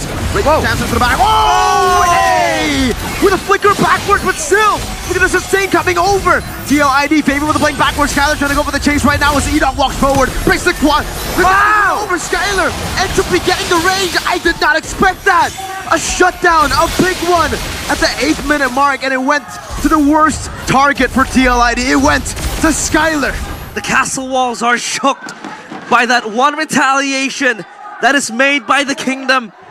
They get a lot of kills on that altercation. TLID shut down after what was looking like a very good initiation from Witty. A run, maybe locked down again. Circling Eagle, everything. Sutsujin Crab Claw Cannon. He was 0 and 2. He's gotten 3 kills out of nowhere. We know this issue, man. Aurora is so annoying to deal with if you are the fighters. If you're Witty or Aran, and later on, it's gonna disjoint the formation of Team Liquid ID. The load is up, but Aran is not around.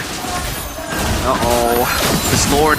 They want to fight for it. They want to blitz it. They want to dance together on this chance. Conceal open by Witty. Very early for Glacier. Now Reggie Sandstorm. Oh! Redemption. Now it's Fabian in the midst of it all, jumping in. Deadly Catch used up as Aaron Chicken deals with Tyron Witty. Quick Sandguard, still healing, still buying time. Finally frozen and taken down. Fabian with the flank again. Fabian! For the Soul Severed will be able to find it.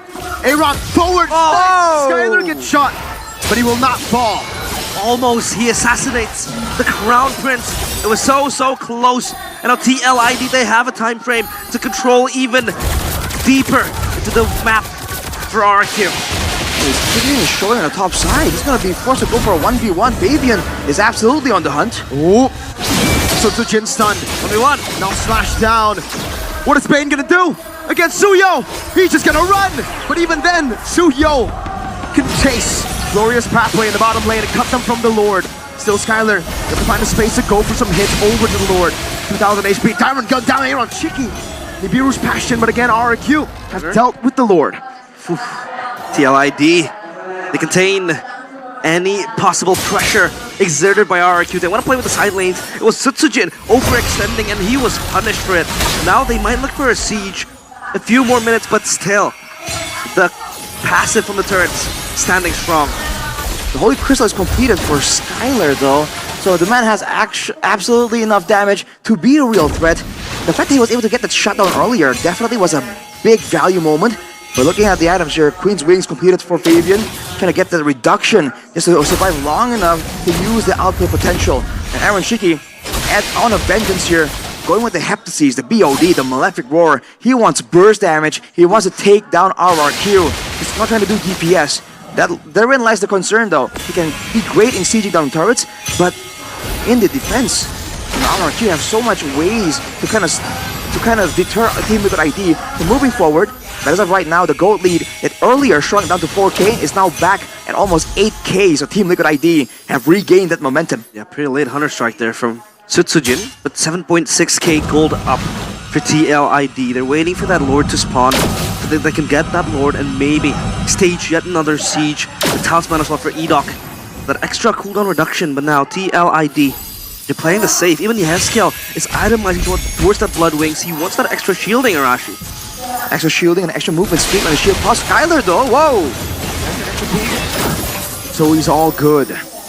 There's limited crowd control for Team Liquid ID, but there's a lot of burst damage. Skylar might want to be a bit more careful during that. Look at the damage! What is that? Disgustingly good. And on Shiki, accurate. And so impactful as well with the Renner's apathy. Man, Aaron Shiki with the gun through. He's gunning down the members of RRQ. Dyron now not having a lot of chances to proc that Thunder Belt. Not nearly as tanky as he was in the previous games. Oh man, Again? Whoa, let's repeat. Really has to Raging Sandstorm defensively. And that is one engage, two taken down. But the cooldown, of course, is not going to be a big issue for Witty and TLID. Free Lord, Arashi, they blitz it. oof. Divine Glaive completed for Skylar, so damage is there. But can he survive though? Team Liquid ID are notorious for being able to find their targets in a team fight. And Skylar just isn't on the same kind of hero like the Aerithel. He isn't really as maneuverable. If they were gonna let go of a Lord, I would think it would be the previous one instead of this one. But now circumstances has pushed their hand with the Lord for Team Liquid ID marching down the mid lane. Do they have enough right here with the Frigid Glacier, with the Entropy? In theory, in the base, Skylar should still be able to just stay safe, to really be that, you know, static defense for the base. Yeah, proper dive though, Liquid. They do. The Raging Sandstorm will open up the map and the way as well. Whereas Pathway popped up. Oh no, Skylar gets caught! Raging Sandstorm from Witty! All the way to the back, finding them!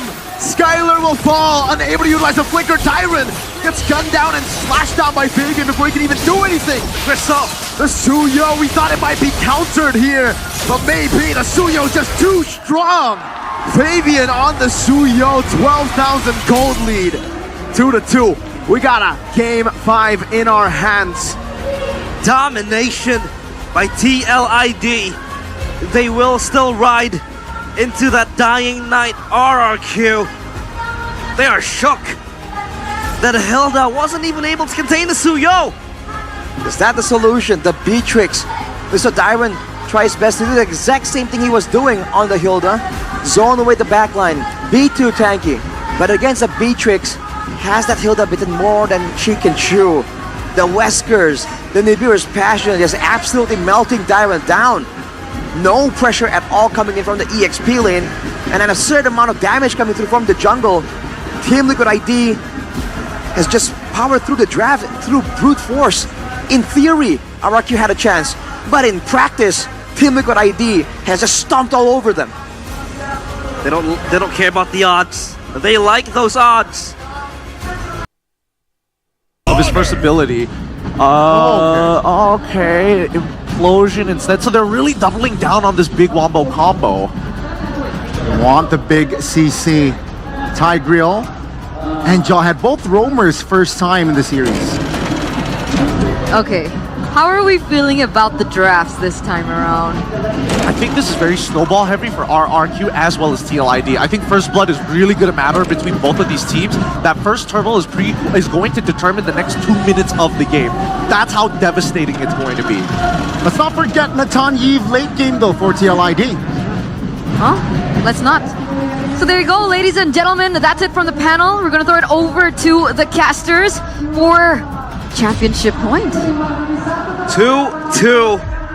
A ceasefire to be cancelled soon, as they will all battle it out again in the Land of Dawn in game number 5. It is still TLID against RRQ Hoshi. Here it is, ladies and gentlemen, game number 5. The battle for match point, championship point. TLID able to equalize the scoreboard, and now it's another Alpha versus Bane in the jungle. It's not really that crazy anymore, huh, Rashi, from the regular season. But still, so far, both these junglers, it really depends on the early game. Whoever seems to get the early has always just dominated through. In theory, Edok on the Jawhead, again, can do so much more damage, is so much stronger individually, right? 1v1, especially with the Mecha Suppression. Extra damage, 2% per each stack, up to 6 stacks, so up to 12% damage, additional damage for the team. It's like a mini focusing mark. Emblems of Indie Home though show that it's full movement speed, agility, and wilderness blessing for Edok. He's playing full utility, whereas for Witty, he's always been more frontline heavy, going with the firmness for the extra bit of survivability. But the thrill on 3 members, they want to have that early game damage. With 3 agilities inside of RRQ, it's going to be an early game skirmish. It's only a matter of when. With Skylar having the weapon mastery, waiting for a kill. Whoa. Good shove over. It's not the ejector threat. And for TLID, it's really just all about getting the Natan to a comfortable spot. It's not really the best of matchups against the Beatrix, so playing it safe is okay, as long as they go for the control over the neutral objective. We talked about the Akai, right? As the disengage tool against Jawhead. But then you see Witty in the Tegriel. Not one of his best heroes, of course. We haven't seen it that much. Yep. But we talk about the second hammer, right? That can really knock back the enemies from RRQ. Is that also a disengage tool to really just counter the Jawhead approaching? In theory, that will force can't really be stopped like that. But, you know, if he gets a pushback, he might be in danger of being picked up himself. Look at this though. Control for Team Liquid, but RRQ are ready to contest. Good shove from Witty. Good ejector. Paving to be locked down. Now Demonic Force. Oh, the sharks. Edok is the one who gets it with the spark missiles. Tyrant first blood. There you have it. Rin's Crimson Beacon to the front, forcing Witty to flicker out. Fabian had thrown it through the Sharks. And he was stuck in the turtle pit. RRQ. They get that early game going. Aaron Chicky. It's not gonna go for the kill. Darren has a level advantage. He's trying to bully Iran. Beat him up here while he has the advantage. Going for a bit of a play here. Uh-oh. Might be forced to use the Raging Sandstorm. Darren doesn't want to go for the dive. He's had enough. He got the dub. Witty though, pressured by Rins and Skylar with the Beatrix. How is he gonna fare in this lane, Arashi? In the lane, I think for Beatrix, it's about getting some poke in with the Renner, clearing the lane and rotating.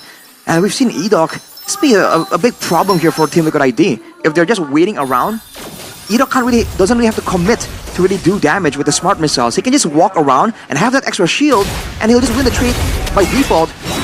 But I think it's going to be a long wait till the next neutral objective here for both teams. So I got confirmation. Witty, this is the first time ever that we've seen a Tigreal pick from Witty.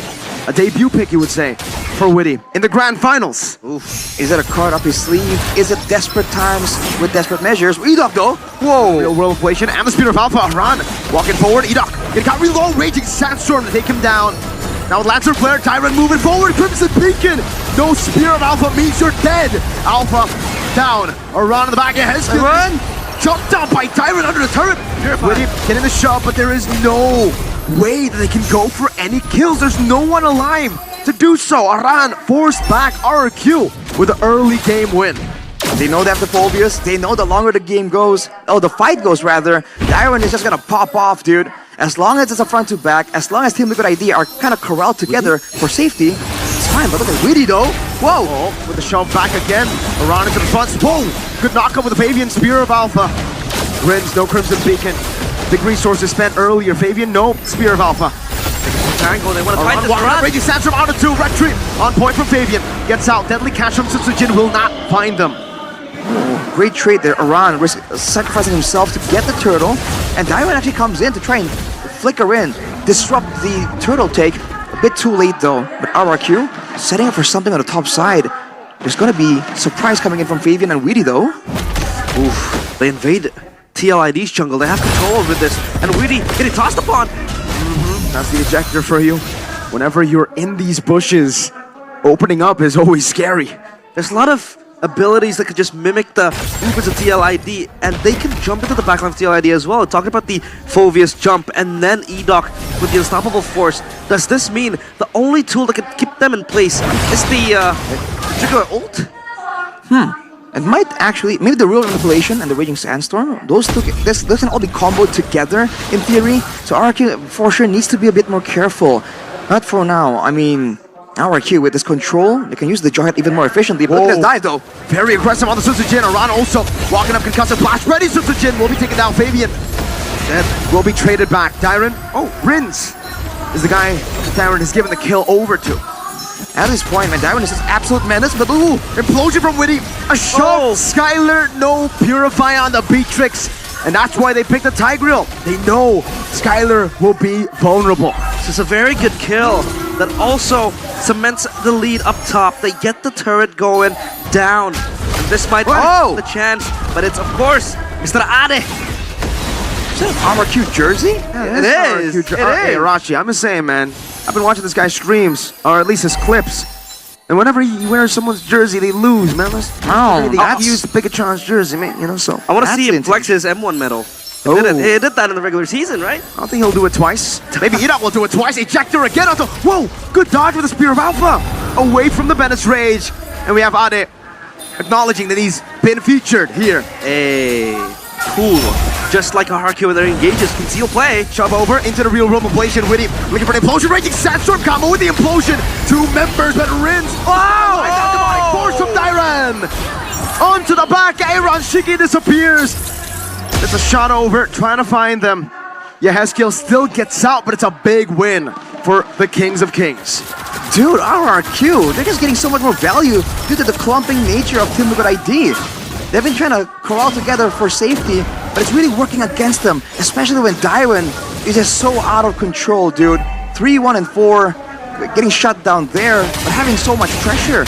Compare his impact here to Aran. All Aran has been able to do is zone people away and get big crowd control AoEs. But for Dairon, he's doing everything. He's sustaining, he's doing damage, he's knocking people up left and right. Is just so good right now. His damage, he's actually the highest goal difference from both teams. As an XP. As an XP leader. Insane. Yeah, so good from Dairon. Has been able to get the targeting going on as the Phobies as well. Jumping into the backline, TLID, they have nothing that can protect them unless either Aran lands a peeling Raging Sandstorm, or maybe an implosion also going on. As RRQ, they want to take control of top side, and Aran is there just to safeguard the players of TLID. But now for TLID, what's their winning condition, Arashi? The win condition is to get Aaron Shiki on curve and get a combo, right? If they can actually land a massive combo and catch 3 members of RRQ, it could be a big moment. Oh, Witty! Whoa, they go on to Witty. Implosion used up already. Demonic Force now. Dairon in front of pursuit into Aaron Shiki. Good Spear of Alpha from Fabian, but Dairon just flickers out. Meanwhile, Witty will be dealt with by Sutsujin. Prince picks Yehezkiel up. Fabian has been isolated by RRQ. Usually you see the cavalry run people down. The Kings are running the cavalry down. The lone stallion beheaded by the kingdom. They want the revolution to stop, and they are on course of doing it. Edok has Flicker. They have a window here with 2 members down. No Tigreal. They're gonna go straight for the purple. Go straight for the Lord. I don't know if they have enough damage to rush it. There's definitely a lot of damage available, but Rinse, that was a great play to really saturate, to really break apart the composition of Team Liquid ID. This is the problem here for Team Liquid. If they go and group together, they lost earlier because of the AoE, of the combos. If they spread apart, Rinse just kind of wedges himself in between all the members, and they just can't win regardless. They just don't have enough damage just yet. 5,000 gold lead, Lord coming up, RRQ. If tempo is what they're looking for, they're doing a great job. Yeah, they're excelling in their own rights. But TLID, the only thing they can do is just cut down the creeps, farm it up, maybe just wait for Iron Chicken to get his power spike, that Holy Crystal, maybe. And this Tatan will have a very, very huge responsibility of carrying this game. Is Skylar with the BOD. This will just even exert more damage towards TLID. But not the items though, Arashi. In the items, Thunderbolt, Radiant Armor completed for Dairon. He's definitely up on the curve. Skylar has the Sky Piercer though. It's a Spa. Let's see. With that build, can he actually get some stacks going? As Hitsujin, as always, man, that damage is great. Oh, there you but go. Third item, Power Spike for Aaron. Now RRQ needs to be a bit more careful. Dairon can maybe tank some shots, but Rins, Hitsujin, and Skylar, they have to be very aware of where exactly Aaron Shiki is. And he has a Purify, so he can't really be stopped as easily. Yeah, a single implosion towards Skylar can be the end of RRQ, because Skylar is vulnerable, like you said. No Purify on the Beatrix. Wow. And this is the first Lord, right? So it's easy to take it down, especially when you have Anatan that gets shredded down easily. And the Eve as well. And a Holy Defense. And a Holy Defense. Yep. Well, Fabian, on top of that, goes for the Queen's Wings as well, so it's going to be a bit more durable. As wow, a fast-moving Jawhead coming straight at you. Definitely scary, let alone the one piloted by Edok here. Finding a lot of opportunities so far, but RRQ, the patient just wait around right here, and we get a taste of that burst damage. Yehezkiel, almost. The Renner. More than half his HP. It was almost Yehezkiel'd. Wait, Oh. not yet. Is Yes alive? Yeah, easy alive. killed. Hey! Whoa. Dirty like that. A concealed play from TLID. They want to reclaim control of their top side jungle because the wave is shoving towards them. But bottom side, still a slow push for TLID. Tyron might jump in. He does jump in. Ejector, not ready to get ready. Sandstorm onto Rin, still has a Purify. Good disengage here. You're not going to be taken very low. Real world Blation, unable to find him. Down to the back, just jumping. Renner's happily not connecting. Aaron Shiki finding Tyron Winnie. Finding two, but then, only then does Rin decide to pop in the Purify. Very, very patient. Oh, Up top. It should be a base turret. It will. Free for RRQ. Wow. Look at how much effort needs to be exerted by Team Liquid ID to catch Dyron. Even then, if they were just a little bit slower, if Dyron was a bit tankier, he could have gotten an extra kill there too. The damage on this hero really is quite insane. Now with the base tower taken, unfortunately for RRQ, it is not on the side of the Lord, so they cannot use it for an advantage. But look at where Skylar is, already cutting, already prepping for the next Lord take. 7.5k gold ahead. Team Liquid ID with the golden combo, the Natan and the Yi. Do they want to contest this? Do they want to let it go and play that defense? Take a page out of Geek Fam's book. They want to. They have to. They have to. They have to defend. They can't contest this Lord. I mean, Witty looked kind of confused with the Tinkerbell as well. Yeah. The implosion. It was hard for him to find and target a specific RRQ member. And I feel like, yes, you have to bank on that implosion coming from Witty. But how are you supposed to maneuver if there's so much layer towards RRQ's front line? Especially with all the AoE like waves coming in. You have the deadly catch, but also the wave of the Phobias just knocking you up. If you're coming from the front, it's going to be so difficult. And I think the idea for Witty is that he wants to come from a different route, not go for a frontal assault, but the zoning. Look at where Edok is at every single time. It's almost like the entrance to the jungle on the bottom side is plugged by Edok. The one on top is plugged by Dyron. Yeah, they have a tri-lane wave pushing up top, down bottom, one in mid as well. This will be the base defense we all talk about. Geek Fam style, TLID, can they hold? Let's see if they can. Edok walking up already, zoning them away. That's an implosion onto Edok. Let's jump back to Edok. Able to flicker out. Rin's gonna be caught by the speed of Alpha though. Aran jumping in, diving in. 2 members down. RWM catching Dyron with a raging sandstorm. Dyron melted by Aaron Sticky. And they keep themselves alive in game 5. The revolution still underway. They keep it alive. Renner's apathy to impale out on Shiki, but he will be fine. They hold the base, but they lose 2 turrets. Very similar gold lead still, so all things considered, not a massive swing just yet for Team Liquid, but these are the moments where they can find some more turrets, more farm in the jungles, maybe even another pickup if Really can get close enough. There is a flicker available and Skylar has no Purify, so now he needs to really respect it without the frontliners available, without Edok and Dyron around to just tank some of them. Whoa! Oh my goodness, what happened to Aran? A pull, but Edok ejector, Witty caught. Lantern flare over to Aaron Shiki. No! There is no entropy. Buys the Blood Wings. He pops the Purify, but he will still be cornered. Oh! Even despite dealing that damage. Now in the mid lane, it's a cut in the waves. Fabian will be able to buy some time. Yahezkiel gun down. RWM not enough to take this game, to save this game. Fabian chased down by Dyron. 1 cannon minion, another super minion wave up top. The Kings of Kings have secured match point. 1 game away from an MPL title. The fashion, the closure of that game. It was unexpected. They won that fight in the middle.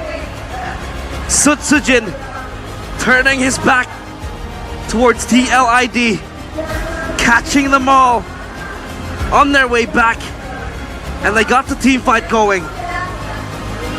It was just a great reaction from RRQ, identifying the Team Liquid. They have damage, they have high ground, they have everything going for them going into the late game, but what they don't have is mobility. Immediately you saw Edok burst into action. You saw everyone use everything they can to locate that fight, and Rins on the Sushin with the spammability, with the movement speed boost, with 2 gap closers, was able to just get the slightest bit of crowd control onto Aaron Shiki, and just like that, we talked. Angela Yahezkiel will be Yeah. the choice. Last pick for RRQ. Oh, it's really tough. You can't go Ixia. I think Brody's okay. Moskov would be very, very safe.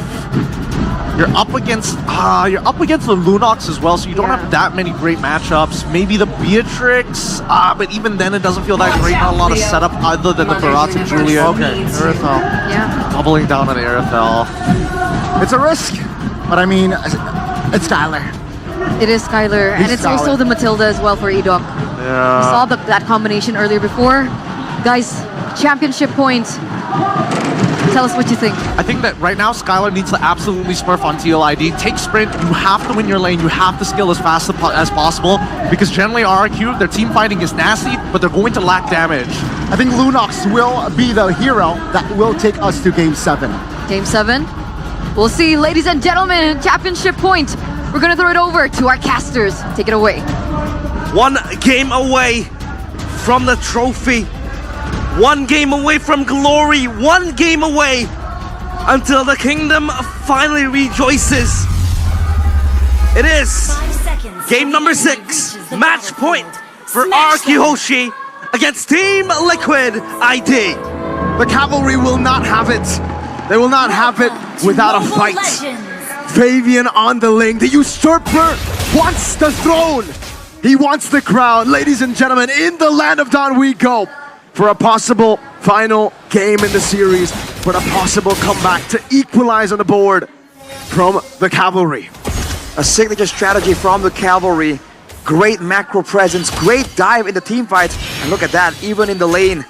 This Lunox pick certainly is a curveball. RRQ, can they withstand it? Can they find ways to kite back far enough? Skylar! That's the guy with Whitney! Flickers forward, finds first blood. Will be taken down, but that is a wave, that is a cannon minion that he will lose on top of his life. Oh, Skylar gets assassinated. Yaskiel burns his flicker. And this lane, the Airtel against the Lunox. Talk to me about that lane, Arashi. The Airtel against the Lunox, there's so much more sustain built into the Lunox, more burst damage too. So the traits that usually the Airtel can win by being more maneuverable, by just having a lot more burst in the kit, can't really be exploited to the same degree. But look at this! So the Jin on the Julian, knocked out by Fabian, slain by Fabian. The mercenary down, the usurper will take that kill. Now Tyron trying to stop the farm from being taken, but again for Fabian, it's like taking candy from a baby. You can just take it away. Tyron, Novak, Witty will try to tank it up. Tyron low, Aran tanking it up. Fabian just needs one more shot. Defiant Blade to take him down. Brings in Edok, rotating up top. Witty so trying to heal up. Fabian will let that happen. The Shadow Stampede before he backs away in front of pursuit. Edok will get away. They were juggling the aggros to dive into Tyron, and Tyron has to die. But TLID, they come out unscathed. Aaron, gotta respect this. So Jin saving the chain, saving the enhanced side. Aaron still able to sustain for a bit. Another level of sustain, but Skylar with a crossbow will get it again on the board for RRQ. Great move by Jin to just be patient with the usage of the skills there, ensuring that he has it guaranteed. But with that play on the bottom side, more prio for him to get to the top side. The turtle and a purple buff. Last time Darren was able to get a miraculous death to this welcome. Will he be able to find him? Wow! A run takes it for him as he goes for the infinite pursuit. Fabian gets a turtle. He gets the Tempest of Blades, and Dyron will fall for the second time this game. The usurper plunders the resources of the kingdom, but that was Aran jumping into the backline and giving path for Fabian. Damage from Weedy, man. And Aran is running the Vengeance too, so even in the late game, if the idea is to just burst down this Phobius, Team Liquid ID has a lot more solutions to try and make that play happen. Oh, Baby Sandstorm into the back. No Purify for Skylar. Good Netherrealm baiting Witty. Skylar throws the crossbow. Up top and down below. That is Witty again. Taken out. That was almost a kill and a half for Witty. He was able to Raging Sandstorm forward. Thankfully, Rims was close by. You're behind the block, and he pops the Netherrealm. Fabian actually out-farming Sutsujin at this point in time. Skylar actually gets the cart held onto him by Rinse. Great coordination as a team there, but Fabian has gotten the Berserker's Fury. Already a big power spike, and every single lane for RRQ is actually in a losing position. The EXP, the gold, and the mid lane all pressured down, even the jungle.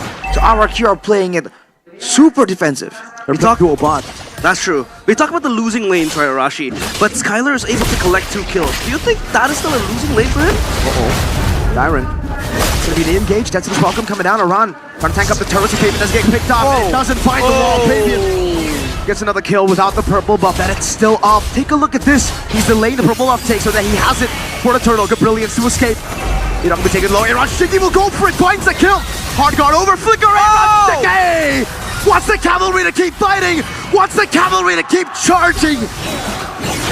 Chaos Shiki with the double kill. He's able to stampede on the kingdom.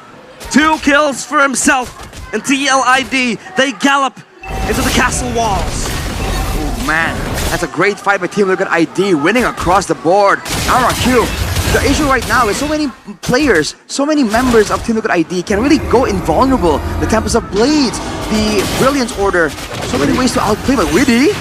Good Sand Guard, getting him a bit of HP. That's a Flicker Shadow Stampede to pull him back, but Widdy was able to get the Raging Sandstorm. Now Aaron putting some damage back. Skylar, that heavy crossbow starting to hurt now. But Aaron will be able to respect it, will be able to get the healing from Yehezkiel, who has rotated bottom lane. 3 of the 4 kills only onto Widdy though. Definitely far from ideal for RRQ. The gold lead, however, was at 3,000 more or less. Now it's down to 2,000. You're seeing the mid-game here for RRQ looking a bit more alive, especially with the power spikes for Skylar. Being a crit build, you actually get a bit more value from the first few items compared to the whole shred that requires the Trinity to really get things going. But of course, Fabian has a lot of damage. Really trade, hard guard comes down. Skylar able to escape for now. Julian, Sutsujin, walking to the bottom lane. Aaron will just shove this wave to get the hard guard on him still to get Prio on the map. Meanwhile, Fabian up top, getting the turret. That is a tier 1. Look at how much attention they're giving towards Skylar. Skylar's just getting bullied over and over again by Widdy and the Lunox in the hands of Aaron Shiki. The rotations just pulling apart the players of RRQ. Rinse. Stampede, Aaron. No flicker. Dead. On the Brilliance. Chaos to escape. Aaron jumps into the midst of it all to help his teammate, Circling Eagle, to knock 2 up. But Widdy's right there to prevent that from being a full dive. RRQ transitioning to more of an Ube style here. You can see it. They're moving together as a unit. It almost seems like right now, the deciding factor is whether or not Rince can make the right call. If he follows the movements of Team Liquid ID and identifies which lane is going to be under aggression from the cavalry, then he can use that Netherrealm to negate that whole outcome and keep the game going just that much longer into that mid-game that RRQ can use. When we talk about the DLID composition, they're more of a dive composition, but you talk about how Aran is there to become the front line. You have the peel as well from Widdy. How is the Julian supposed to access the backline? What happens? Enhanced sword trying to run away. Netherrealm already baited out now. Comes the blades on the Sutsujin, who will fall. The mercenary down. Skylar very low. Fabian leaving the blades again as it for the push. No! The demonic force procs are eternal. Aran will continue to zone him away with a stampede. Brings him back. Aran will jump in. If you're gonna kill me, it'll be on my terms. Just relentless aggression. That is the way the Phobias operates. That's gonna be a neutral objective. Some turrets as well for Team Liquid ID. Extending that goal lead to 4K.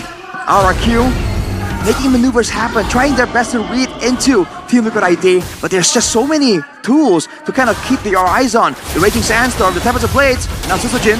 Oh, purple buff stolen. Fabian stealing it away. This time Aaron has the flicker, so RRQ will not continue that chase. Sutsujin pulverized, torn apart by the cavalry. He hasn't been able to become online. 0-3 on the Julian. If the Julian is this beaten into a pulp, how effective it is going to be as the time progresses, Arashi? Fortunately for the Julian, you can kind of still operate as a card control tool technically with the enhanced chain, but ideally for Susujin, he still wants some more damage, but Skylar face checks! Raging Sandstorm over to Skylar, has a heavy crossbow, has his Shadow Stampede to help him as well. Zeta walks forward, Widdy will actually be threatened there. Now able to heal back up, Aaron, that's a big power spike. Second item, Holy Crystal. Talk to me about this, Arashi. It's more scaling, right? More numbers to really add damage to your kit. And for now, there's not really a lot of magic damage, especially in the 1v1 against Skylar, and magic defense, I mean. So Iron can really abuse this. And he's been playing very aggressively because he knows he has an invulnerability tool to get out of the ganks of RRQ. They don't have a lot of repeated engagements, but look at that. Widdy. Stampede, Widdy. And half chain finding him. Widdy will not try to commit any of his resources Heck, he doesn't have any resources to spend, but Fabian, on the other hand, Usurper will stay busy. Flava Fave with a tier 2 traded for the Roamer's life. Dyron unable to get that cheeky Decimus welcome. The flicker was not up. He's turbo farming his items, right? 3 item power spiked, BOD completed. And now the question becomes, how is RRQ going to match that side lane pressure the TLID will constantly have in the hands of Fabian?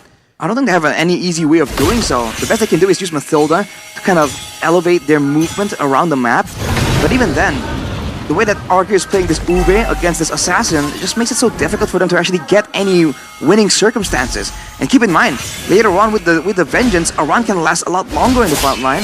So it really feels like RRQ have to bait out some spells and then make their way back in.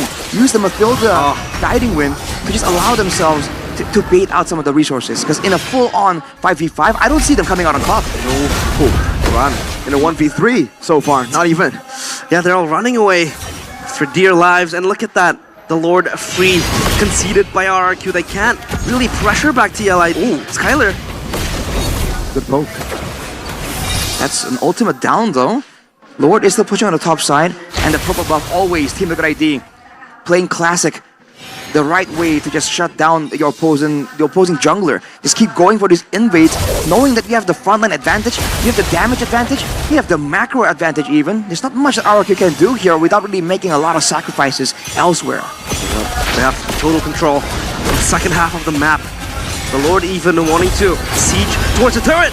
Here on Shaky with the Ruby DD combo. Dyron taking very low. Netherrealms is safe in the Vengeance pot. They're in for a run. Comes the blade from Fabian. Dyron trying to go for the Death's Welcome, but will not be able to find a Fabian now. But no! Dyron, did he found Fabian? And the Usurper shall fall in the hands of the Mercenary. Skyler on the chase for Yehezkiel. But TLID, they back away. They think it's worth it to trade Fabian for the base turret. And I think they were right to make that call. Again, the soldiers of the kingdom, they hug the Crown Prince, protected with their palm of the hands, and Fabian, he falls down in that altercation. That is a bold move from Team Liquid ID to go for a dive under a turret against a Faramis, against a Julian. Wow, they just kept going for it, and I really believe, obviously, that the plan wasn't to really trade Fabian for that pickup, but hey, a familiar face. LJ! Of course, MPL IDX streamer presented to you by or Coffee Good Day. He's out there. He's out there, man, just lingering, just watching. There you go. Oh, Revelation. he realizes. There you go. Woo! W-man. Oh, what the heck was that? Where did Enoch go, Fabian? Wants to dive in, over the rims this time. Comes the blaze used up, Dyron. Netherrealm cancelled. And there you go, Raging Sandstorm for the 2. Dyron still has immortality, but now it's gonna be Aran with Infernal Pursuit in towards the base. No minions, they will lose Aran. But they've taken Enoch and Dyron down.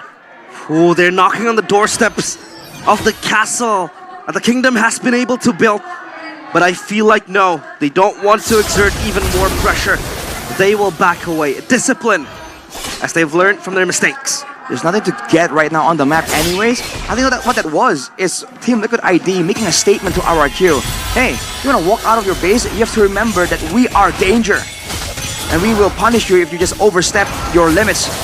Purple buff secured by Syzygy though. And you're seeing level 15 for both junglers. RRQ slowly but surely trying to catch up with the farm. But man, when it comes to pressure, nothing they can do right here. Dyron taking so much damage only with a handful of spells. Is there a scenario where RRQ is able to match TLID in a 5v5 Lord take? The longer the game goes, in theory with the Netherrealm, it is possible. But the problem is, Team Liquid ID don't have to go for that. They have the macro play with the Angela, with the Link. Why would they go for a frontal 5v5 against a Faramis, against a marksman? Look at Witty. Oh, Witty looking for a flank angle. He might be able to catch Syzygy, but no backup close by. So he's all alone, stranded in an island, just becoming a distraction for the TLID cavalry to take down the Lord. Interesting play right there. Witty with the movement speed bonus from the passive, actually going and threatening the bottom side. And again, RRQ can't afford to split apart from each other. This almost seems like the same idea with the Yves Nathan, just with a different format with the Faramis Erythal. But it's just not the same kind of shred. There'll be more bursts available by Skylar, but he needs to find the right targets. Technically against the assassin it can work, but with the hard guard, this is why that Angeling combo is just so difficult to deal with.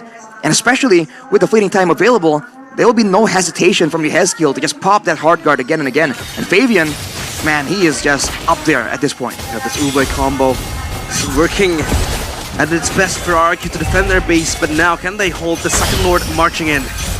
Fabian, chunk mode, time blade, and the Tempest of Blades. Lord, will not be utilized to its fullest. RQ dealt with it quite well. Is that a loss, Rashi? I think that is a loss. Team Liquid ID get some ways to push to clear on their own, denying gold from the Team Liquid ID members, and then the waves can get caught by RRQ, no problem. There was no dangerous moment there that they can go for a fight, they can punish. They did not get more damage or too much damage onto the base turrets. Team Liquid ID, it really felt like they didn't really set up the waves at all there. Yeah, it was all just done and dusted. The Lord evaporated in mere seconds by RRQ. And it feels like it's harder to be able to lay claim on the backline of RRQ. The fact that they have a lot of layers before they could access their hands towards Skylar. Witty. No, whoa, God, wait. Gotta respect this. Oh, Fabian gunned down. Well, now it's starting to hurt. Now that hard guard isn't able to save him all that well. Run. Still able to run away. Fabian clearing up top. TLID escaping from the clutches of RRQ. Look at that though. 3 ultimates for the side of Team Liquid. Now the Phobias doesn't really count, but RRQ are forced to just blow everything almost immediately. That is the amount of danger that they can sense from Team Liquid ID. But especially for Fabian, he needs to be very careful right now. He does. Burst damage, right? Assassins, surprisingly, are quite weak to it. From the Irithel, from the Beatrix. We've seen it before. So 3 hits in the late game will be enough. Whoa, look at that. Wow. Fabian able to react in time. That would have been game-changing had that hit. And now for TLID, of course, they want to bank on Fabian, but Aaron Shiki hasn't been able to see much of daylight with the damage that he's supposed to deal, with the way that he was supposed to dive to the backline of RRQ, but it seems like he's not getting the airtime that he needs. Right now, it's just unfortunate for Team Liquid that the Lunox pick allowed them to be so aggressive to just bully Skylar, but now in the late game, when they just go for that big engage and they use all the ultimates, it's almost like game over, right? RRQ, if they can survive the initial burst, will be able to do a lot more damage, but Sutsujin need to be careful. Preemptive plays have been rampant in Season 14. Now it feels like they want to try to contest the Lord, but this time around TLID is just juggling it, enticing RRQ to come inside. They can't. Shrouded in secrecy, they have this done. They get the third Lord, courtesy of Aaron Shiki. And again, the Kings are forced into their own castle against Skylar, though. Ooh, wow. Aran able to stop that engage from happening. Only a mere few seconds, almost 9,000 damage. The fact that Weedy was able to just Raging Sandstorm out, and the leftover damage actually splashed over to Aaron, taking him down to almost half. That's a lot of burst damage. 4-1 and 4. Skylar hasn't technically been shut down completely. It's only a 5k gold difference, and we've seen that with the right composition, even 10k can be mitigated by the base, by the safety that the base provides for you. Around though, going more and more tanky. Ooh, look at the damage though. Ridiculous damage. In and out. Ridiculous healing too. And that was a Holy Crystal purchased by Yehezkiel. Seal. Witty, Aran walking up. Oh my god! Now goes over to Hurtle for Soon. Raging Sandstorm onto them. It's not gonna be enough to take anyone down. Just another round right now. It's just gonna be one member taken out. Sutsujin still able to deal with the waves. They hold. That's an walk from Dyron. Fabian will be caught. He buys the immortality, but I don't think he can live. He buys the winner crown. The usurper is hard to kill. Oh, but he is not immortal. Is this the turnaround the kingdom is looking for? They defend their castle, and they will advance forward. The risky play by Team Liquid ID, and they did not even get a base tower for their troubles. In the bottom lane, it was saved. RRQ with 22 seconds before Fabian, the menace, the usurper, is back on the map to have an impact. They can use this to set up all the traps, all the pressure. But look at Rins. Ready, Sandstorm! Oh! And Aaron Shiki capitalizes!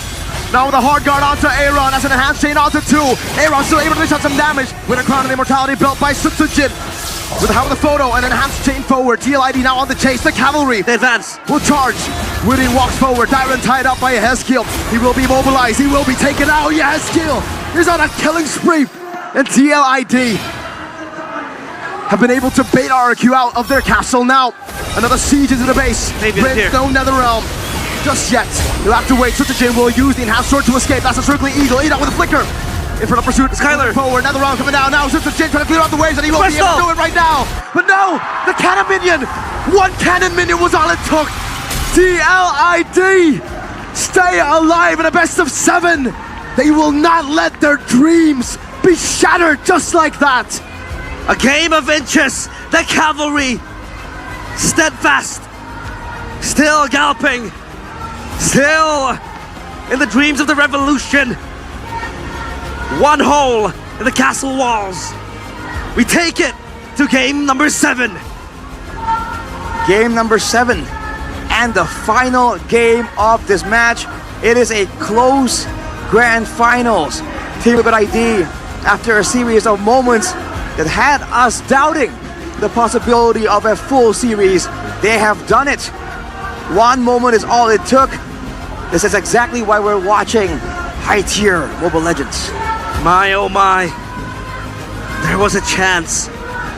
There was a scenario where RRQ was able to turn it around. They got the assassination towards Fabian, towards the usurper. They execute him. But still, TLID with a Hail Mary play coming in from Yeskiel and Chaos Shiki. His boy in the jungle whenever he dives too far. That's why I think that if TLID go for the gut thought, it might be good, but no. Instead, they're just gonna leave Cho in his own zone, and Terizla, just a hard way to maybe get a cancel, maybe force an ult from the Faramis. Yeah, a very conventional way in dealing against an alpha as well, during the neutral objective. Flicker, penalty zone will be the answer. Will that hero be the hero that delivered them the crown?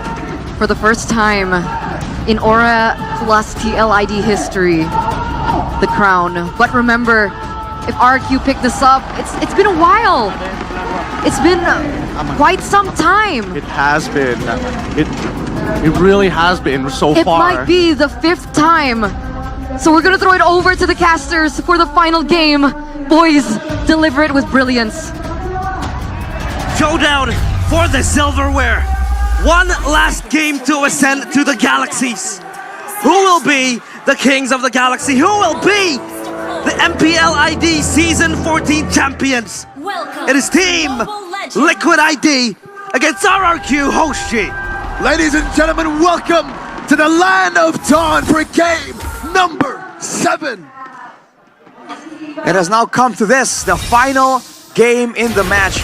And we're seeing familiar picks and unfamiliar picks as well. Skylar on the Ixia with the war cry against an assassin.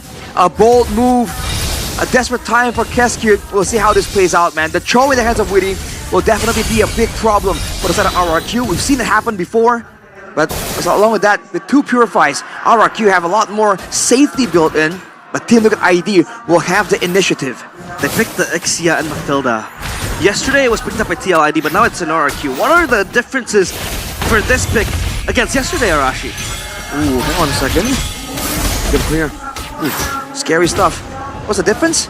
I feel like this time they're up against an assassin with a lot of mobility. Actually, they're up against a composition with a lot of mobility in general. Harith, Ling, Cho.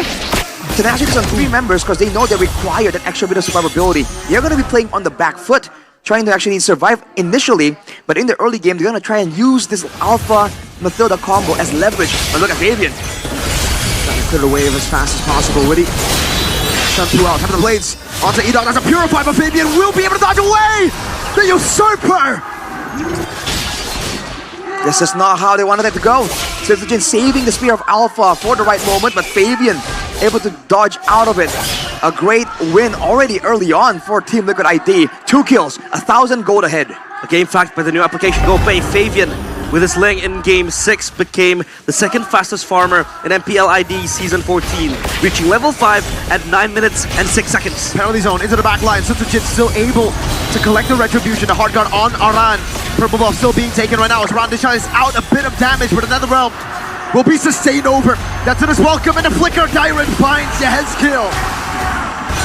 That chomp from Dyron locks down and sets in stone RRQ. They fight back. Wow, interesting situation there. RRQ going straight for the... Oh, hang on a minute. Full barrage. And a flicker too. Witty, not level 4, will have to respect Edok. Right, what I was about to say is that they weren't level 4 yet. They forced that fight pre-level 4, got the turtle that got them to level 4, and then they pushed the tempo and went straight for Team Liquid ID. It's like they knew the timers on Fabian getting his purple buff right there, knowing that he would most likely want to get that first before going into the fight. Now it's back to equal grounds, and Witty is level 4. Fabian pull back. Sutsuchin goes in for the Spear of Alpha, but Fabian is able to get the Finch poise to escape. Still, they dance with depth, and Fabian likes that odds. And now, of course, Aran down bottom. It feels like he's not rotating as much as he was yesterday with the pick. What is he trying to achieve, Arashi? Oh, hang on a second. Witty being chased down. Dragged back as well, but there's no kill threat with just a Mathilda and a Paramis. Not enough burst at all, but look at Rins now. A bit out of position. This is a threat. Oh, Ling, man. Sutsujin has been very generous with the Spear of Alpha. I don't know if he's conditioning Fabian to expect it, but wow, this is how it's going. And Skylar, that's the second time he's popped that ulti. Just to farm. Just to make sure that he doesn't get stuck in a weird situation there, avoiding the lane technically. Yeah, and they try to pressure the purple buff that is Fabian's, and Dyron is here as well. Oh, Witty, there we go. It's going to be the kick down. Fabian, Temple of the Blades, able to knock him out with the penalty zone as well. And another realm comes down, but Witty will lose his life. No, he still gets the Kundo on him. Witty! That's on his welcome, but they're all going to melt down as Aaron Shiki has rotated all the way from the gold lane. Fabian had the purple buff. He got it, and now he has slain Rins together with Aaron Shiki. Witty bobbing and weaving, escaping death once more. 006. This Cho is a menace. Just like that, again, 1,000 gold lead for Team Liquid ID. Now with the turtle, 1.5. Witty on the Cho, an absolute menace. Difficult to deal with, always around, just to be an absolute nuisance. RRQ, with all the prior picks that they have, this Alpha so far hasn't been able to find any success. We'll take a look at the combo hero stat. 2 wins and 0 losses so far. The Mathilda and the Ixia was picked yesterday by Team Liquid ID when they took down Bigatron Alpha. And it was first picked by Kescute. Not this season, it was last season with Bigatron Alpha, Ixia and Mathilda. This season it was them too, but do you remember if yesterday Aaron Shiki went for the Warcry? Because I don't think it was Warcry for Aaron yesterday. I don't think it was either. This might be the idea might be to just get the Warcry proc and then let everyone else do the job, right? Let Sutsujin maybe burst someone down and apply it from far away. It could be the synergy they're going for right here. But again, the problem still remains. RRQ can't really do much when it comes to engaging with the mobility from Team Liquid ID. The Mathilda can't get a good catch, and so can't the Faramis. It really is only in the hands of Dyron, which is why we see him go for these big flicker Daytona welcome plays. Dyron has to lock down the lane, right? Fabian, he will run rampant as he used to. And of course, this time around the Brats has huge responsibilities behind its back. Now, of course, Aran going to accompany that mid laner of TLID, but Witty, again, just ever so enthusiastically opens up the map like that. Edok procs the Circle Eagle trying to get something, but look at this, Aaron. Ooh, almost cornered by Dyron, but look at the duel on the top side, man. Whoa! 2v1 on Sutsujin. With a threat 3 out, Sutsujin.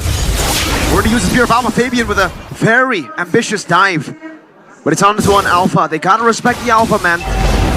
They do, they have to. But Sutsujin is far away. The turtle, though, spawns. And Fabian as well, but Fabian can catch up with the Finch boys. RRQ, though, they have control of the turtle pit and they advance further. Witty is just here to cover. Ooh, Rins, though, being really up front. Here comes Skylar.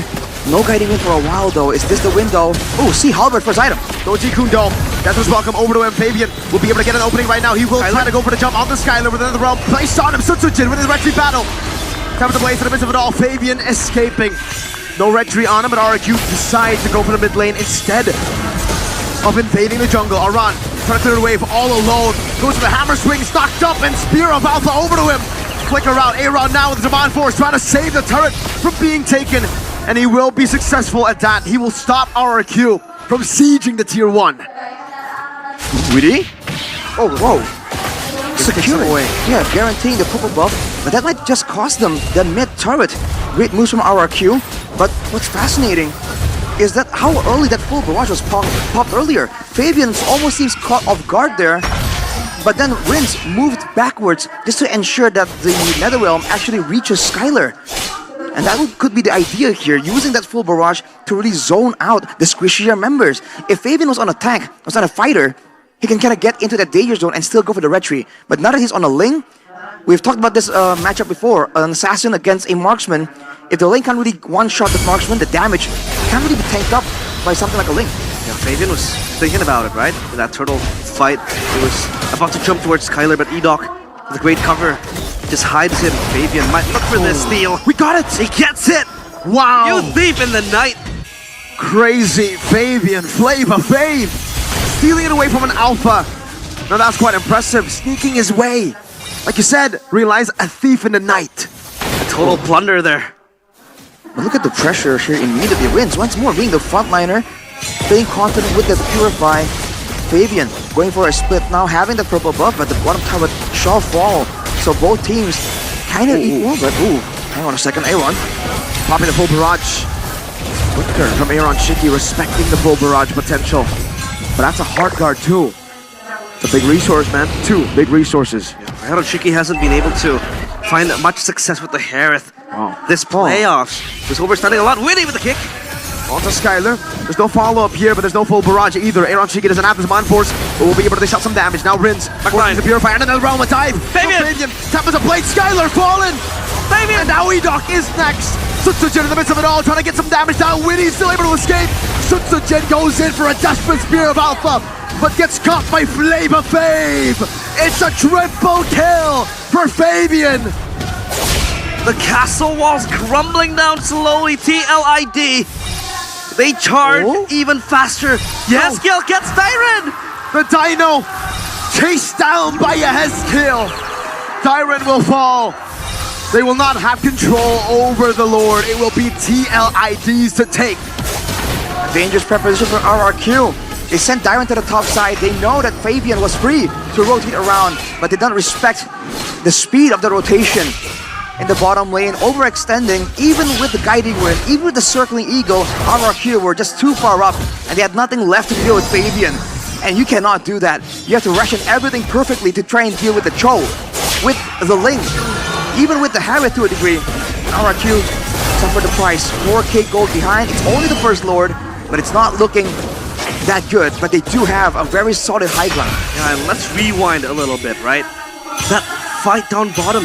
Vince popped the Netherrealm, but Skylar was out of range, so he had no cover behind that Netherrealm, and Fabian just dived into the backline, dived and ate Skylar alive. So this Ling will possibly be a problem again. We were talking about this in the draft. How will you escape from the Ling? Assassinated before the Netherrealm even comes through! Around with the penalty zone! Fabian is going wild! And he dives under the turret. He will fall, but he is already bursted. He is already wasted resources away from the Kings. Rex, Regum, Kaon shook again once more. TLID, they advance even further. The Lord on the top side still. Team Liquid ID. 5K gold ahead. All things considered, Fabian actually gets taken out right there. It's a small victory if you look at the gold difference. Still managed to be held at that 4K mark. RQ once more. Can they play this patient enough? Even earlier with the Netherrealm, with everything used, they weren't able to actually survive long enough in the fight. And now Skylar once again is showing in the lane boldly, impudently. Oh, this Ixia though, it becomes a very, very hard game to play. Once it scales into the late game, and look at Aaron Shiki. 3-item power spike. But hey! Who says Onyx is not in the finals? Kyrie right there! Yeah, with Buddy. Yeah, with the whole gang almost. Happy birthday, bro! Happy birthday, Buddy. Buddy. Buddy. And a fist bump as well right there, right? Yeah. Alright, 50 seconds though, RRQ. They've banked on this composition. The early game at least has not been kind to them. This mid game, in theory, is one of the strongest points for Team Liquid ID, and they're still, by all means, at a 4K gold lead only. So RRQ, they're trying to play it as slow as possible. and they're avoiding overextending too far, ensuring that Edok at least can still get some saves using the guiding wind. But that means that Team Liquid ID can farm even faster. They've reached level 15 though, especially Fabian. So at this point, any kind of farm advantage will be useful for an item swap, but it won't affect the overall power. Yeah, and of course Fabian, he terrorizes the kingdom. Look at what they want to throw into just taking down the usurper. This guy, it feels like there is no room for error when he has his hands on the Ling. Ooh, we have to see what Skylar is building, man, because at this point, is he going to be forced to build a Wind of Nature? He needs something, because Fabian is bursting him down a bit too quickly. Maybe for this... Oh, hang on a minute. Okay. Maybe... Ooh, RQ, look at Witty. He's holding Skylar away, completely away from the team fight. RQ don't know what to do. They are scattered by the cavalry. Their formation has been broken. And Fabian claims the Lord. Impeccable work by the cavalry. Witty, for once, he was alone in the middle lane, but he got the job done, and they get a free Lord. Is that the orange buff taken by Skylar, actually? No Wind of Nature just yet. Rose Gold Meteor, actually, for Skylar. We'll have to say, RQ, again, catching up. We're at the 14-minute mark, and generally, in 2 or 3 minutes, we'll truly be at the late game, where the goal difference will be impactful, but it won't really be game-changing. RQ holding on for dear life right here. But are they being too greedy with this itemization? Will Mathilda alone, with the Faramis, be able to save the Ixia from the thrust, from the assassination attempts of the Usurper? 5 items for the Usurper. Fabian, this might be his stage to prove that he is nothing short of a brilliance. And now RRQ, they need to defend their base, but their high ground Arashi isn't any good. It's pretty good with the full barrage, but again, it's not about the damage output from so far away. It's also how long can you defend? How can you stop the dive? Look at Witty. Fabian penalty zone from around. Witty jumps into the Jikundo. Another realm to save them, to save the kingdom. Once and for all, Fabian with a bit poise escaping away. Tricky will go for the base. The lead is on it. The castle walls demolished. The road to glory denied. The kings have fallen. On the night of the revolution, on the night of fate, the cavalry do not buckle or yield when faced with the cruelty of the kings. They push, they scream, and they charge! The revolution is complete. The cavalry, they occupy the castle. They break free from the subjugation of the kingdom. The kingdom is no more. Their nightmares conquered. Their road has never been easy. 11 seasons of failures. 11 seasons of torment. 11 seasons of what-ifs. But this season, a band of young stallions take charge. And for the first time in the organization's history, they have their hands on their first ever MPL ID trophy. Team Liquid ID are your MPL ID Season 14 champions. It was close. It was competitive, but almost just simply isn't enough. Team Liquid ID with the dream underdog story in their debut season for 3 rookies, they have attained this MPL ID champion status. They are your kings of the galaxy. What a journey it has been. Agony, tension, heartbreak for the kingdom. But they stand tall. What a fight it has been for them. A phenomenal performance from Liquid ID. A phenomenal run from Liquid ID. A team that started all the way in the bottom, 0-2 in the first week. A team that was already taken out of the playoffs, taken out of the season in the first week. Everybody thought it was over. They promoted 4 players from the MDL, 4 nobodies from the MDL. And the man you see on your screen, Aaron Shiki, in the 4th week of the regular season, he said in the comms, we're here to prove to everyone that we deserve to be here. And they surely deserve it. The champions of Indonesia. The first one in 2 years. We have a new champion and it is Liquid ID.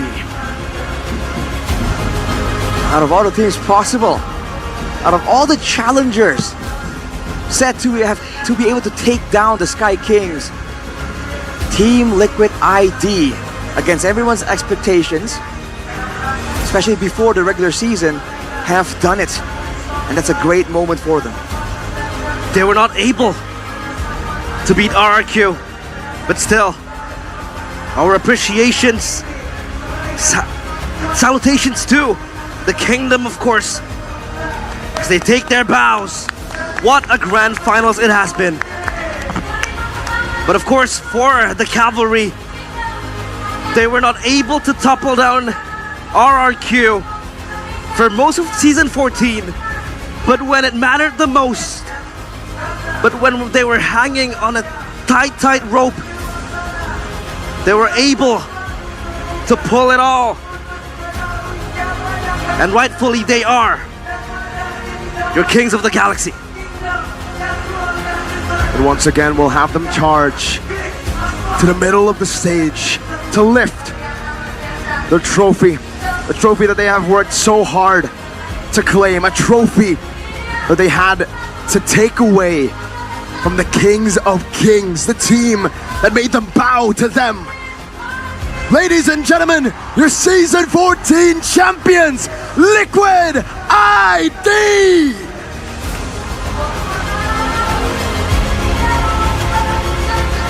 What a journey.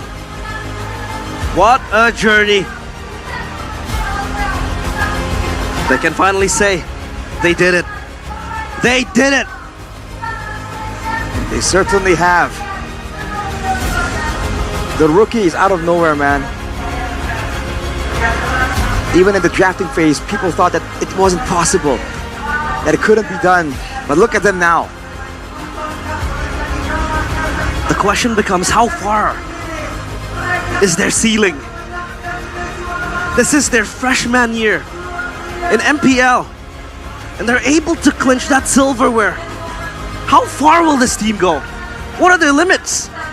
The sky is the limit for this team. Next in their sights is the M6 World Championship. They must not be complacent. They must not be satisfied. But today, they must celebrate. Celebrations underway. But of course, it has been an honor to cast the grand finals for you. It's Arashi, Mirko, and Realize signing out. To the panelists, we go. Take it away.